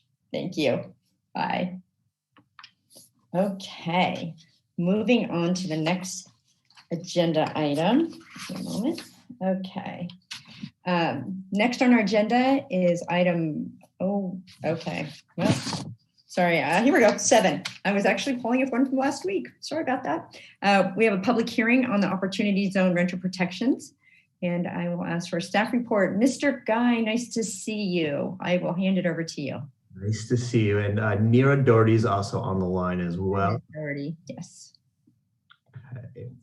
And can everyone see my screen all right? Yes, we can. Thank you.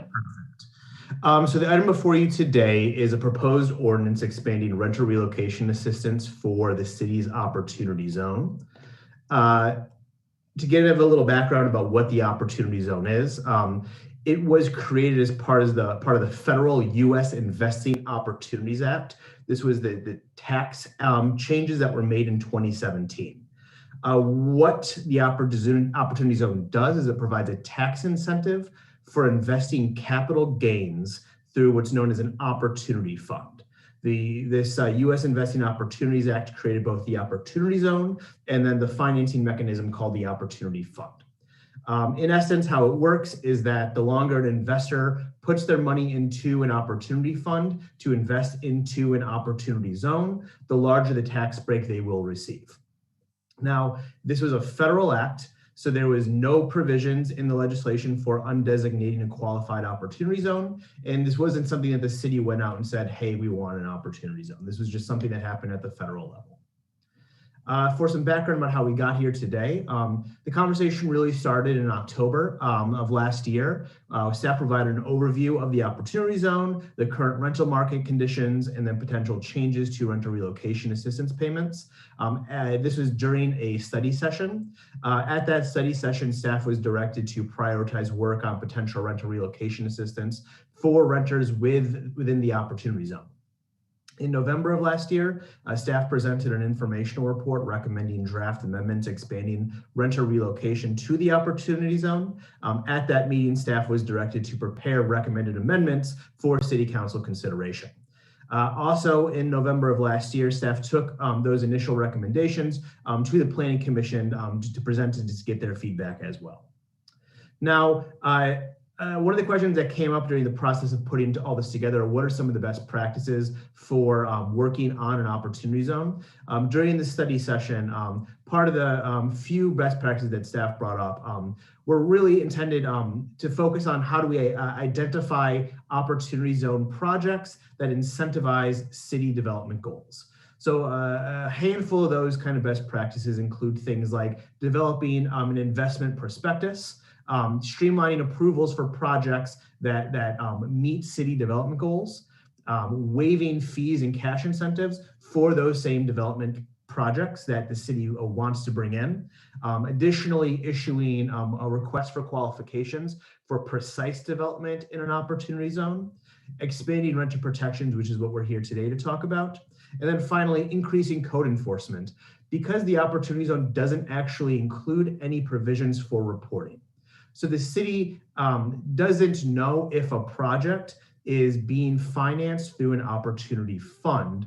One mechanism that cities have used to try to identify projects are through code enforcement to try to get ahead of that curve. So when we talk about the opportunity zone, we're only really talking about, and I'll actually go back to bring it up because it might be a little bit easier. We're really only talking about the Census Tract 1122.01. So it's really just a small area of the canal.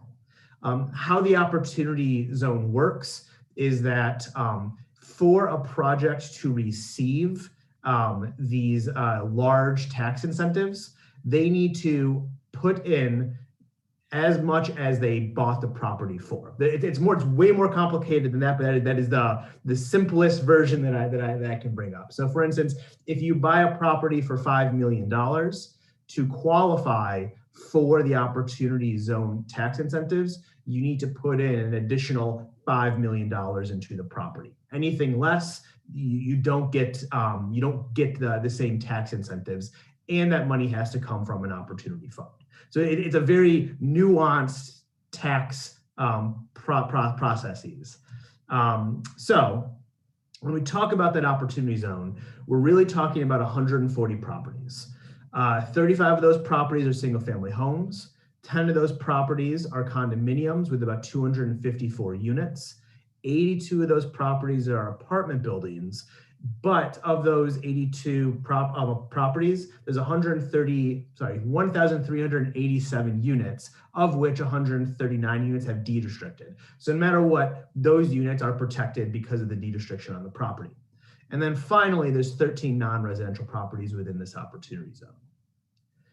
Currently, the city has an existing renter relocation assistance requirement. That is SRMC 14.16.279, and it applies only to no-fault evictions. No-fault evictions are things like an owner moving into the property, which would remove that rental unit from the rental market.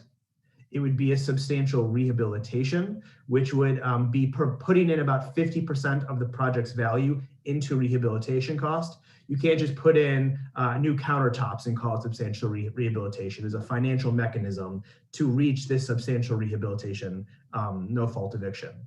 And then finally would be demolition. So if you're tearing down the property and building something new.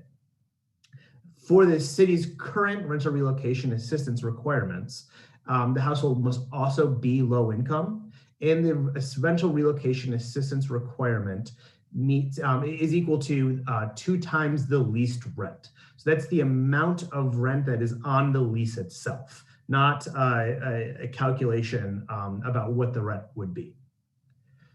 What we're talking about today would be the creation of a new chapter, SRMC chapter 10.111. And the reason why we would be creating an additional amendment specific to the opportunity zone is the increased risk of displacement to tenants due to the potential increase in development in the area as a result of the opportunity zone financing.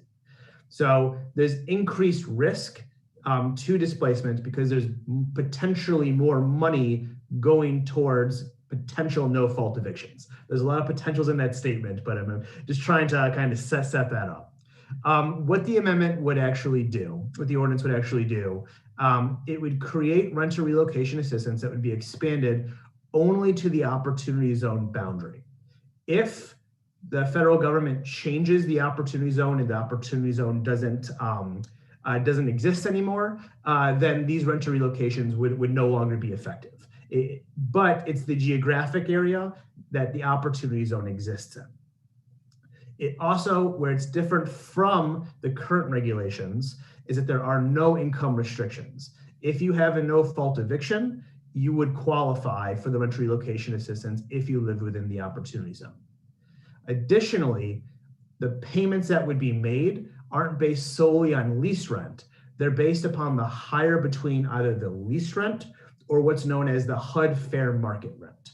And the reason why you might want to use the HUD fair market rent versus the lease is because the HUD fair market rent takes into consideration the current market value of rent, not necessarily a lease that might have been signed 10 years ago, when rent would be very different than it would be today.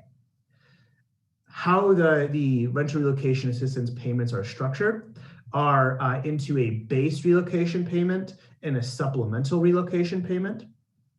The base relocation payment would be equal to the first month rent, which would be either the lease rent or the fair market rent, the higher of the two. The security deposit, which would be 2 times that amount, and then also estimated moving expenses. So just kind of comparison, a studio apartment under this that would potentially be displaced in the opportunity zone could see base relocation payments between $7,550 to a 4-bedroom that could potentially see a payment of about $16,000. Additionally, properties could also qualify for supplemental relocation payments. So that would include temporary housing per diem. So if a property is evicted before the end of the month, they would be able to be prorated a nightly per diem up until the end of the month. So let's say your eviction happens on the 14th. You could get that nightly per diem until the beginning of the next month. Additionally, households could also qualify for an additional supplemental payment of 1 month that is related to household characteristics. So if a household meets either it has a household with children, it has a household with an individual that's 65 years or older, or it has a household with an individual with disability, they could get an additional 1 month's worth of rental assistance. And then finally, there's also an administrative component to this as well.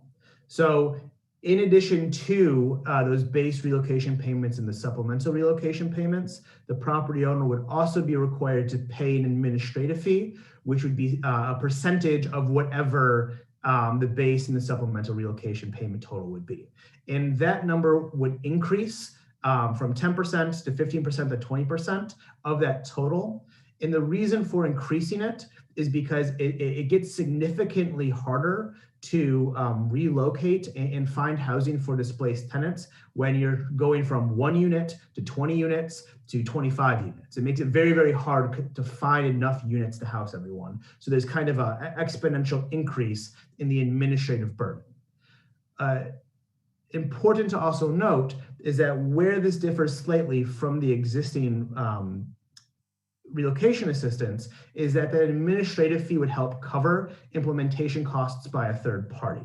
So the city would not necessarily be doing 100% of this work, but they would be working with a legal aid or a nonprofit to kind of help address the needs of the displaced tenant.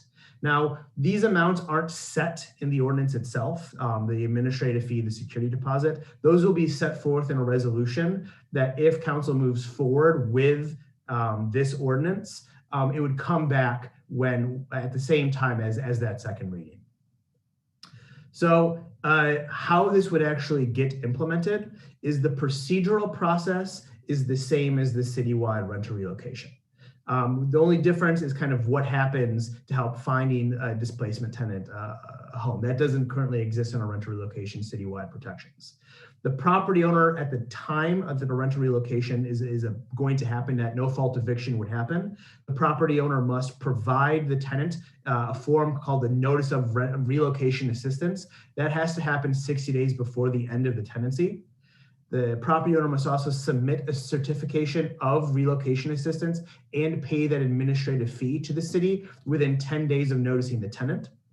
Additionally, the property owner must also remit the relocation assistance payment to the tenant at least 30 days before the end of the tenancy. And then finally, that has to be verified, that payment has to be verified before the city would issue any permits. So entitlements, all that would have to happen, we would have to know that that payment was made. Finally, for that supplemental payment, the tenant would be required to submit evidence for that supplemental payment within 21 days of receiving that first notice of relocation assistance. So with that, the current options would be to pass the ordinance to print, act on the ordinance with modifications, direct staff to return with more information, or take no action. And with that, I'll stop sharing my screen. Yeah, no, thank you, Mr. Guy. And I think what's interesting, besides being a very interesting topic, is that this conversation was initiated with the previous council. So let's take the time to make sure that you ask as many questions. I know this was something that previous Mayor Phillips was really keen. And it was because of the amount of work involved, as you just saw. Ethan made that super straightforward, but that's why it's kind of bled over into a newer council. So with that, I will start with Vice Mayor Bushy if you have any questions. I have no questions. I was here for the preview, but great job, Ethan. Okay, Councilmember Kurtz. Appreciate the update. It's really interesting. The owner one, where the property owner says they need a space for themselves. How is that actually validated or confirmed? Yeah, so that's known as an Ellis Act eviction, and I'm going to pass it to Nira because it's also incredibly complicated. So an Ellis Act eviction is actually where the landlord is taking the property off the market altogether, and that is a permissible basis to stop renting a multifamily housing dwelling unit. Owner move-in evictions are, or the Ellis Act evictions would trigger relocation assistance under this ordinance. And our position is that the ordinance has been drafted in such a way that it doesn't interfere with a landlord's ability to take the property off the market. And for that reason, the ordinance would enable tenants to receive relocation assistance while also allowing a property owner to take the property off the market. Thank you. I think it's all, I mean, I absolutely agree with the way it's being presented right now.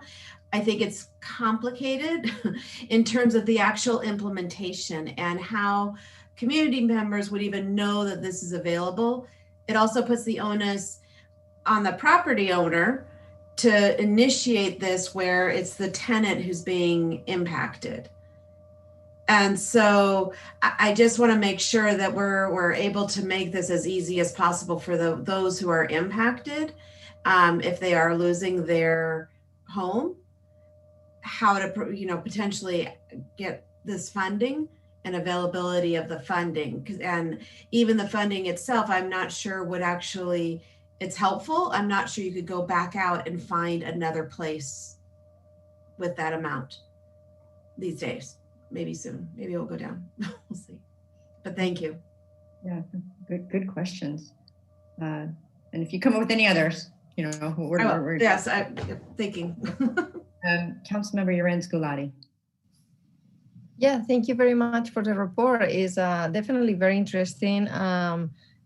It has a lot of advantages and a lot of risks as well. So I was wondering, something that is my understanding, initially when this law passed in 2017, there was a series of reporting around opportunity zone. And with the change of administration, that went away. So right now, currently, there's not really a reporting requirement. Is that right? Can you talk a little bit more about that? Yeah, and I'm going to caveat it with I'm not a tax expert, and this is a complicated tax act. There is not any specific reporting requirements as part of the opportunity zone policies as they exist right now. That is not to say that there might be changes in the future, but as they're written right now, there's nothing that says that a developer has to tell the city that they're using opportunity funds to build a property. Mm-hmm. That being said, because of the scale of the development in which we're talking about, you can kind of figure out what properties might be using it. So a property that is going to need to do that amount of investment on would likely have to pull a building permit or come in for a planning review. So we could deduce at that time, but there's no requirement that they report. So would it be possible to put it under the City of San Rafael umbrella, that there is a requirement for reporting? I would need to pass the mirror on that question. Yeah, it's a good question, and I'm not sure. We'd want to analyze whether the reporting requirements are at all preempted by the federal law, meaning they serve as an obstacle to the implementation of the Tax Cuts and Jobs Act. I imagine that we could require some sort of reporting, but I think we need to analyze that question further. Mm-hmm.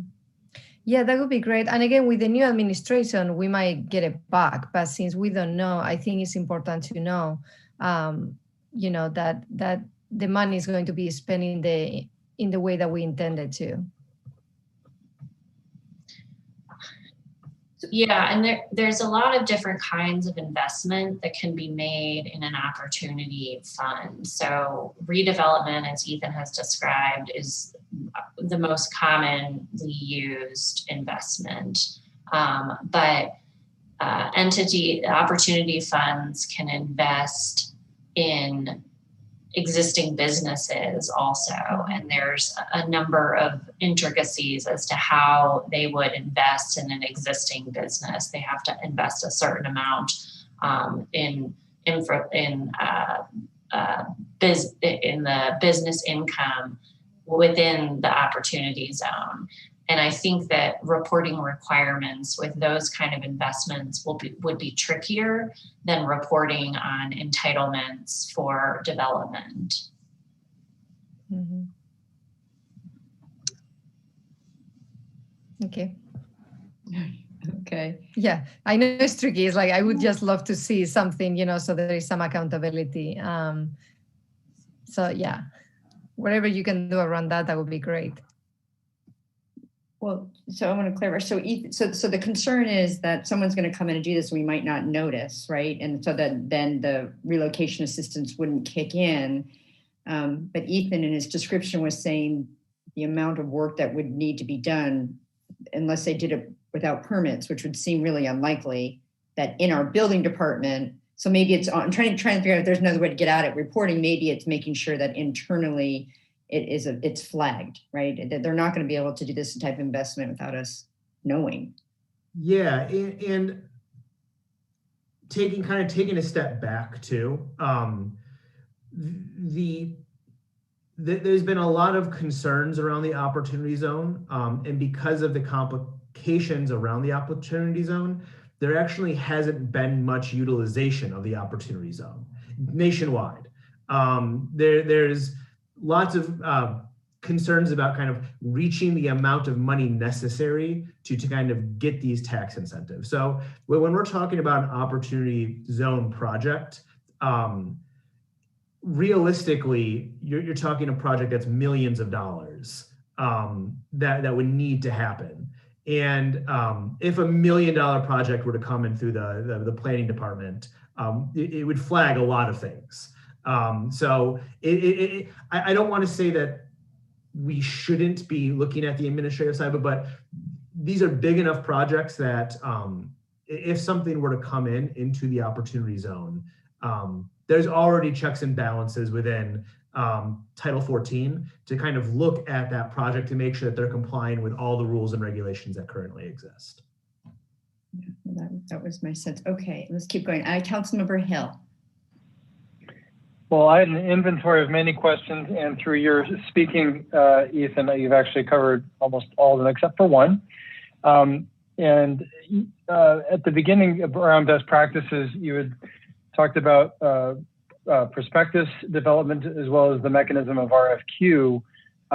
I was curious if you could elaborate a little bit further about what that would look like. And I'm assuming that Community Development Department would take action on that in the near future. Yeah, so most of the discussions to date have been kind of centered around renter protections. So while we talked about the best practices, staff hasn't been directed yet to kind of work on some of the other aspects of the opportunity zone best practices. How other jurisdictions have looked at the prospectus has actually been through economic development. And the reason for that is oftentimes because, again, the scale in which we're talking about. For instance, if you've looked, City of Oakland put out a prospectus, and that prospectus really looked at, for example, redeveloping the Coliseum site. We're talking about that scale of a project. Now we definitely have things that could be smaller for San Rafael, but really the impetus behind the prospectus has been kind of these large sites that the cities have been trying to do something with for a long time, and trying to just kind of make that attractive to a potential investor. Because I'm not a tax expert, I don't want to get too deep into it, but when we talk about the opportunity funds, we're talking about funds that are pulling from individuals that have substantial wealth. So like these are like massive dollar amounts. Thank you. That's all. Those are my questions. Thank you. Okay. I just have one question. As the opportunity zones were designated by the federal government and the city didn't have anything to do with it, I assume that happened throughout the United States. Did other cities like ours, smaller cities, put in protections like this? I'm just curious if this was another way to, protect current renters. Yeah, and it's a good question, especially because part of how we developed the base and the supplemental payment amounts was looking at comparable relocation assistance in other jurisdictions. So just locally, these are on par with Oakland, San Francisco, Berkeley, other jurisdictions, and near, let me know if I miss one. I think Minneapolis also did a lot of work, and also Stockton. And oftentimes it was just increasing their existing renter relocation assistance to make sure that it was quite a bit more. Right. Erin, did you want to add, or does that seem like a good No, I think that's right. There's a number of cities throughout California that have had relocation assistance ordinances in place for many years. Some supplemented AB 1482's relocation assistance within the last 2 years. I have not worked with a city who has specifically tied the need to relocation assistance to opportunity zone geographic, the geography of an opportunity zone. I think that's probably less common, but for the reasons in the ordinance and the reasons that Ethan has articulated, there's a strong link and justification to do that based on the economic disparities in the opportunity zone and other areas of the city. Thank you. So I'm not seeing any other questions. And if any other council members think of a question during the public comment, then we will ask those as well.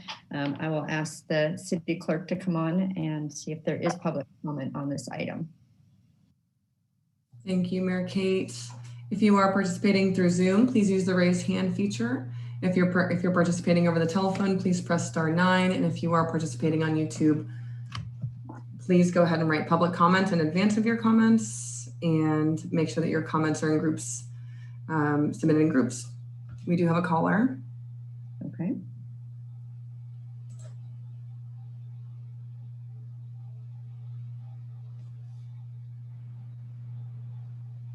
Yeah, this is John Reynolds again from the Canal. I've heard this brought up when Mayor Phillips was there, and my concern when this was brought up was whether this came out of Tim Scott in South Carolina with Mr. Trump. And it sounded like gerrymandering, not gerrymandering, but, you know, putting a lot of commercial properties or big properties in an opportunity zone to benefit corporate developers. Maybe that's not true. I do see the need to have relocation assistance for people that are displaced, but that's a positive thing. But it sounds like it's going to allow big developers to get into an opportunity zone and make out well. So I have questions about this issue. Maybe people can talk to me about that and see if I'm right, or are those thoughts correct, or what you would say about those thoughts. Thank you. Thank you, John.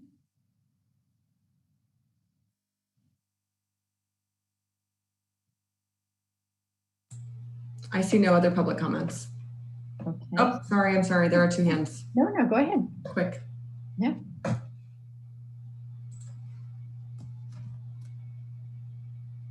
Good evening, Mayor Kate, members of the City Council. Alex Calfin with the California Apartment Association. Thank you for the opportunity to comment on this topic. My comments tonight are in opposition to the relocation assistance ordinance. And while I recognize this ordinance is limited in scope and it only applies to a particular opportunity zone, it's still not clear why this ordinance is necessary, especially considering that the city already has a relocation assistance ordinance. And I'm not sure if there's data that suggests that no-fault evictions are happening. I honestly don't know, and that's why I'm asking that question.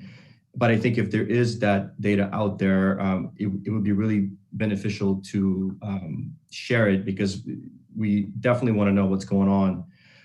The other concern that we have with the proposed ordinance is that it is not means tested. And I know that your current ordinance is based on income levels, but essentially what this ordinance does, it treats every household the same way, regardless of the income. So if there's a household at 120,000 or 50,000, it basically provides the same protection. And I think that if the city really wants to address the need, one way of looking at it is to essentially do what you already have, but maybe tweak it a little bit, something like what the city of Healdsburg did. I believe it was last year when they were talking about a similar issue. And essentially what they did is they used AB 1482 as a baseline, which offers one month of relocation assistance, and then broke it down by area AMI, essentially saying if households were making 120%, they would receive an X amount of months. And if households were making 80%, they would receive an X amount of months. And essentially we're able to have a discussion and address the need. So I urge you to think about this some more and maybe bring it back with some other options for council to consider. Thank you for the opportunity to comment. Thank you, Alex.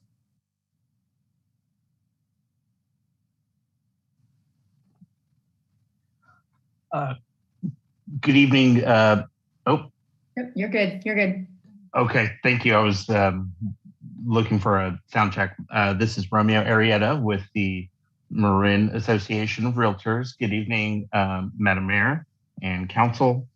I've been following the discussion. I had a couple of questions. These may have been addressed. Obviously, any concern when there's a discussion about these sorts of protections is I'm always concerned about the housing provider, the people that are providing the rental housing and what impact this has on them. I guess I wasn't clear from the discussion how the opportunity zone was approved. I know that the opportunity zones were approved by Congress, but who submitted the opportunity zone? How did that work? I'm unclear on that. The next question, I'm glad that Alex asked this question. I wasn't sure how many no-fault evictions are happening. And also, there are tenant protections already in that already exist. I was just wondering if there's a particular reason that those are not strong enough. Thank you for my questions. I know you'll address them. You may have already addressed them and you'll cover them in discussion. Thank you. Yeah, no, thank you, Romeo. It's complicated, and I think sometimes having the same question and hearing the answer different ways is really helpful. This is a complex issue, so thank you for that. We'll see if there's any more public comment. And that does conclude public comment. Okay, so I'm going to close public comment and bring it back to staff. I know I jotted down the questions. Why don't you go through them, Ethan and Nira, and if we miss any between the three of us, between all of us on the screen, we'll make sure they get answered. So why don't you go ahead, Ethan? I can start, and Nira, if I miss something or clarification, just let me know. So in terms of how the opportunity zone was approved, this was based upon a handful of census factors. So looking at things like investment, income, a handful of factors that were used at the federal level to designate specific areas. That being said, the city did not submit an application for this or anything like that. It was automatically prescribed based upon a formula at the federal level. In terms of how many no-fault evictions are happening, that's actually difficult to measure right now given COVID-19. So any number that I would give is going to be a little skewed. But that being said, we have not seen any evictions happening through no-fault evictions since we've started this conversation. So it's not happening very often. However, part of the rationale behind bringing the ordinance itself is because of the increased risk of a no-fault eviction, given the tax investment and the potential tax incentives that are going to be given to a property developer. So essentially, the idea is to offset some of the tax incentive that a developer would get, which increases the risk to a renter that would be in this area. In terms of the concerns around landlords and kind of the impact with a landlord on this, in the event of a no-fault eviction, oftentimes there's a sale or some triggering event that makes there's an economic incentive for them to go through the no-fault eviction process. And often that economic incentive is great enough to outweigh the renter relocation assistance that are being provided because these are being used already in other jurisdictions. This is the same as Oakland, same as Berkeley, same as San Francisco. They have set these already. There's also been California Supreme Court decisions in place that kind of limit what the assistance level could be. And Nira, I don't know if you want to add any more to that statement, but we can definitely add a little bit more to that. In terms of means testing, in the ordinance itself, there's a significant amount of whereas clauses that essentially show the correlation between things like having children, being over 65, having disabilities, that have direct relationships between the ability and the economic impact of an individual to be able to recover from a displacement. The research there is deep and broad, and it is a forms of mean testing, if you want to call it that. And then I think that's it. In terms of the renter protections, again, they're being scaled up to counteract the opportunity zone incentive. Those are all the questions that I had heard. Nira, did you want to add anything to Ethan's very comprehensive answer as always? I did hear another question about existing protections for relocation assistance, and I was going to just briefly mention that the state has a statewide relocation assistance. It was approved as a part of AB 1482, and that provides for 1 month of relocation assistance for no fault evictions. Tenants would not be entitled to that state law 1 month relocation assistance if they are eligible for more protective or more generous relocation assistance, which would be the case here. And so as you've seen in the slides, this relocation assistance provides for more than just the 1 month provided under state law. Thank you. No, that's an important clarification. One question I want to follow up on was Councilmember Kurtz's observation that this is landlord initiated, although it's the tenant who receives the benefit. And so how do we ensure that is that just a communication that we need to have out there, or how do we make sure that people don't fall through the gaps? Wait, you're muted. Yeah, so that actually falls onto that first step, which is that notice that has to be provided to the tenant. The ordinance itself, as well as Title 14, outline exactly what needs to happen, and it includes you qualify for assistance. This is what, like, these are the steps in that assistance itself. So the idea is that that is happening at the notice at that 60 days.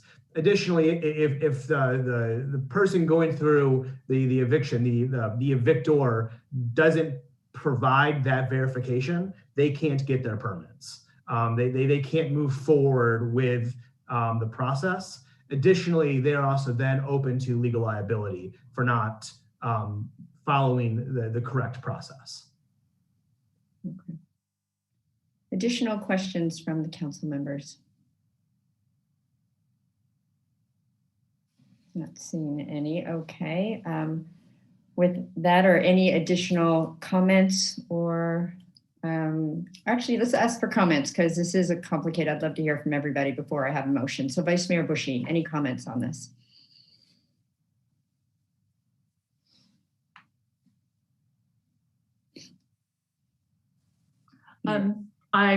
We've been considering this for 2 rounds now, and I think we've come up with a balanced plan that offsets the impacts to tenants from the large tax incentives that are being presented to the landlords to do something new with those buildings. So it's a balanced approach, and it is very narrowly tailored to just the tenants that are affected by the particular opportunity zone tax incentives. I think it is a sensible and balanced approach, and I support it and am ready to move it to the ordinance to print when the time is right. Thank you, Vice Mayor. Councilmember Hill. Yes, thank you, Mayor Kate. So to me, my reading of the opportunity zone policy really, in my opinion, only addressed the stimulation of development, and it did not really address the displacement impacts in the larger context of affordable housing. I believe that this actually further exacerbates that imbalance and is extractive in nature from our community. So I do think that this is a good measure as a first step. So I will be voting yes for this, but I want to make sure that we are monitoring this closely and monitoring how other communities like the census tract are potentially being impacted and potentially take other action. My biggest concern, this has been reviewed by the past city council, is the potential that we are not able to have families that are currently living where they are come back because the rents would be too high. So I'm very concerned about this. I've seen this in other communities, and no matter what cities do, displacements are very difficult to recapture these families. So I will obviously, along with the rest of us, be watching this closely. So those are my comments. Thank you. Thank you. Councilmember Kurtz. I think I'm more aligned with Councilmember Hill on this one. I think these open the doors for gentrification, more gentrification happening in the area. And I do think we need to keep an eye on what's happening. I'm always concerned with these that put so much onus on the tenant. Yes, the landlord has to notify, but we've been hearing, even though we don't have all the documentation, we have been hearing that there's been a number of situations where tenants are getting displaced because the landlord has said it's going to be owner occupied. And we don't really have the data to back that up, but we're in situations. I will go ahead and support, but I would, to Councilmember Micah's point of reporting and being able to keep an eye on how this is actually being used, or if it's used, will be very helpful to understand. So thank you. Thank you. Councilmember Urens-Gulati.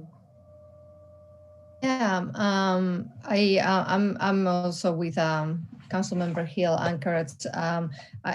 This could be great, but it's also very risky. And I wish that we could do this opportunity zone in the census next to it, where we could actually build commercial and generate a lot of jobs. But I guess this is what we are looking at right now. I will support it, but if there is a way that we can add some wording around reporting, I think we need to have a better, more transparent process. I know that, Ethan, you're mentioning that we will know because they are big money coming in and all that, but do we have anything to lose to add some wording around reporting and make sure that, we know what's happening, so we have more transparency? So that's my comment. Yeah, no, it's an excellent comment. And I don't know if it's Ethan or City Manager Schutz that could speak to that, because I think we agree we want to know what's going on, but I also don't want to add on burden our community development if we're already going to be finding out the information. So, or maybe it's Director Jensen, I don't know, but I feel comfortable with our current process, but I think it'd be helpful to hear from staff that the current process would get, because I agree with you, Councilmember Micah, absolutely, we want to make sure, but I think the guardrails are already there. City Manager Schutz? Yeah, I'd be interested if Ethan has any other ideas. When I was thinking about this, we're going to get notified because they're going to go through our process to get entitlements or a permit of some kind. But that's just in San Rafael. And the way I was taking the comment is that notification is lacking on opportunity zones overall. So I know that there's been some community members I've heard from that didn't actually participate in tonight's meeting that had some ideas of things that they'd like to see change in the federal opportunity zones. So if the council's okay with it, we could continue to take a look at this notification issue and see if there's anything else that we might want to put into, say, a letter through our Congress member or something like that, as we look at ways to improve the overall program. This is something, the opportunity zone, I think, that just kind of happened to San Rafael, and we're trying to deal with it to protect our residents. But that doesn't mean there aren't things that we would like to change in the overall federal program as well. So that's one alternative. If you want us to go that route, we could spend some time looking at what we would want to do to write a letter to suggest changes in the overall program is one way to get at this issue. Okay. The only thing I would add is the action tonight is on the ordinance. Right. We do have to follow up with a resolution, and we could try to think through some reporting requirements that would not be preempted, that would not cause a potential preemption issue, that potentially, I'm looking at you, Nira, sorry, I don't mean to put you on the spot. That could be included in the resolution, that looking at kind of what administrative data we have that might help with some reporting. And that way we could still move forward, and then also have when the resolution comes back as well. Director Jensen, I see your video. Did you want to weigh in? Yeah, I just wanted to support what Ethan and Jim Schutz had to say. Most of the time when this issue comes up, it's subject to a greater sort of level of permitting, usually design review, or lesser so with a building permit, but usually for a greater design review. So we have an opportunity to flag that. But I think that, perhaps if some sort of a reporting mechanism can be built into the resolution, that's really more of a belts and suspenders. So just want to comment. No, and I think and I hear that too, the belts and suspenders. I just didn't want them to add too many layers on just really on staff if we already have it. Oh, yes. Mayor Kate, do you mind if I get clarification from Nira? By resolution, are we talking about the second reading of the ordinance, Nira, or is there another document that you're referring to there? The ordinance actually requires the supplement, the per diem, the security deposit, and one other category to be approved. The security deposit, moving expenses, and per diem. The amounts for those need to be set by resolution of the City Council. We're likely to propose the amounts that you saw in the slide that Ethan showed you during his presentation, but those amounts need to be separately approved by resolution, and they can be altered by resolution in the future. Okay, so just those small pieces. So I would agree. Let's take a look at it when we're bringing back the resolution, and then I'd also, if the council's okay with it, want to look at if we want to make some suggestions on the overall federal program, and we could work with the mayor and vice mayor on that, or however you'd like us to do that. Thank you. No, thank you for that input. And oh yes, Councilmember Micah. Yes, and I know there is already like an initiative, because I was connecting with Omar Carrera from Canada Alliance, and he has invited me to connect with Congressman Huffman and see if he can advocate for that, and maybe even move our opportunity zone to the next census tract, where it will really make more sense for us, where we can have like an economic development in there. So yeah. No, great. No, that's wonderful. And I think what the city has done is we had something put on us. We didn't ask for it. We didn't apply for it. We might be the only opportunities on, I think, maybe a Marin or one of a handful. And so what we've tried to do is to have a safety net there to minimize any the impacts of potential displacement. That is what this is all about. It's much more complicated than that, but that's what we're trying to do.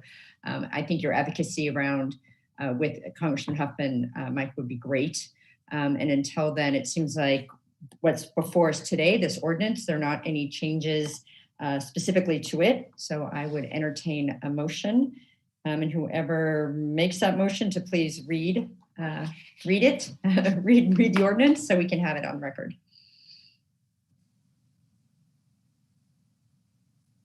I see Vice Mayor Bushy has. I'm ready to go. I've got it. I've got my glasses on. I'm ready to read. I move that we pass the ordinance to print. The ordinance is an ordinance of the City of San Rafael, City Council adding Chapter 10.111 to the San Rafael Municipal Code, entitled Relocation Assistance in Opportunity Zones. Thank you. Is there a second? Second. Been moved and seconded. Roll call, please. Vice Mayor Bushy. Aye.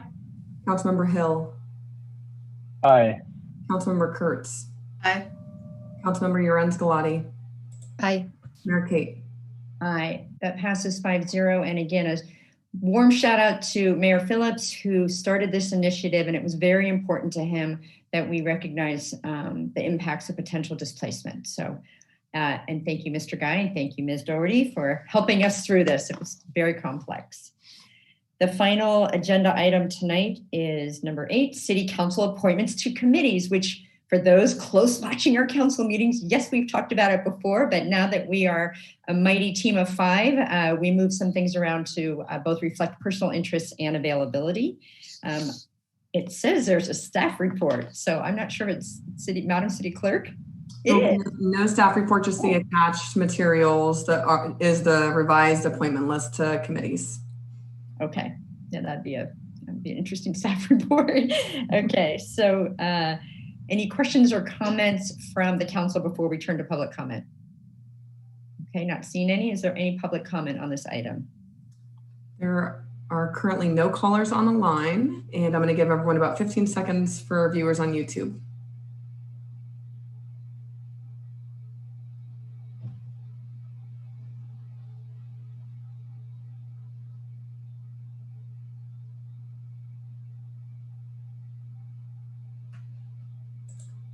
I see no public comments.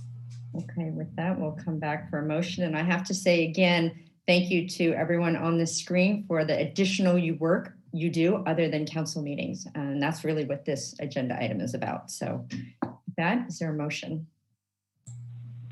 I'll make a motion to approve the revised city council appointments to committees 2021. Thank you. I'll second. Okay, moved and seconded. Roll call, please. Vice Mayor Bushy. Aye. Councilmember Hill. Aye. Councilmember Kurtz. Aye. Councilmember Urenz Galati. Aye. Mayor Kate. Aye, that passes 5-0. Thank you all for the work you're doing. We don't have a San Rafael successor agency. In adjournment, I am going to turn the adjourning over to our city attorney, Rob Epstein, so he can adjourn in the honor of someone very special. Go ahead. Thank you, Mayor Kate. Hello again, members of the council, members of the community. I would like to conclude tonight's council meeting in memory of Jill Goodall, who was a lifelong San Rafael resident who died on January 16th at age 60. Jill was a groundbreaker and an inspiration. She was a charmer, and those who knew her are smiling right now if they're listening, because they're thinking about her. Jill was born with trisomy 21, which is more commonly known as Down syndrome. In the 1960s, it was common for children like Jill not to attend regular school. Many such children were still being institutionalized back then based on the theory that they were incapable of being educated. But Jill's late parents, Frank and Lois Goodall of San Rafael, disagreed with the experts. They charted a different course for Jill, and in so doing, they paved the way for many other families. The Goodalls fought to have Jill included in regular school. Their efforts ultimately resulted in Jill attending San Rafael High School, where I am proud to say that she was my classmate. She and I graduated together in the class of 1980. Jill went on to live independently in an apartment in Terra Linda. She was a competitive swimmer and bowler, and she also was an accomplished artist, doing a lot of work with Cedars of Marin. Jill left a powerful mark on those who knew her. She is survived by her siblings, Greg, Grant, and Lisa, and their families. Jill also was an extended member of our City Hall family. Her brother, Greg, is married to Melinda, who is the daughter of our late city clerk, Jean Leoncini. And Jill and our dear Jean had a very special relationship. I want to add that my thoughts have turned to my former classmate, Jill, many times since my daughter, Zoe, was born 22 years ago.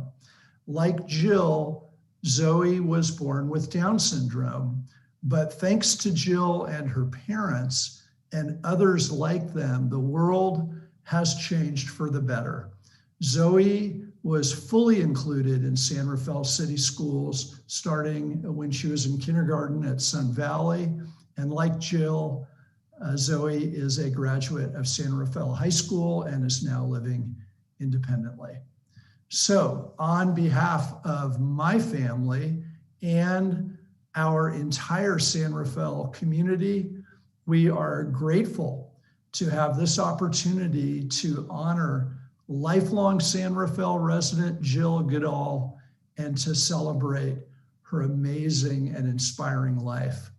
May Jill's memory be a blessing to all who knew her. Thank you for this opportunity, Madam Mayor. I appreciate it. Thank you, City Attorney. This meeting is now adjourned. Thank you. Beautiful. Thank you. Good night. Good night, everybody. Good night.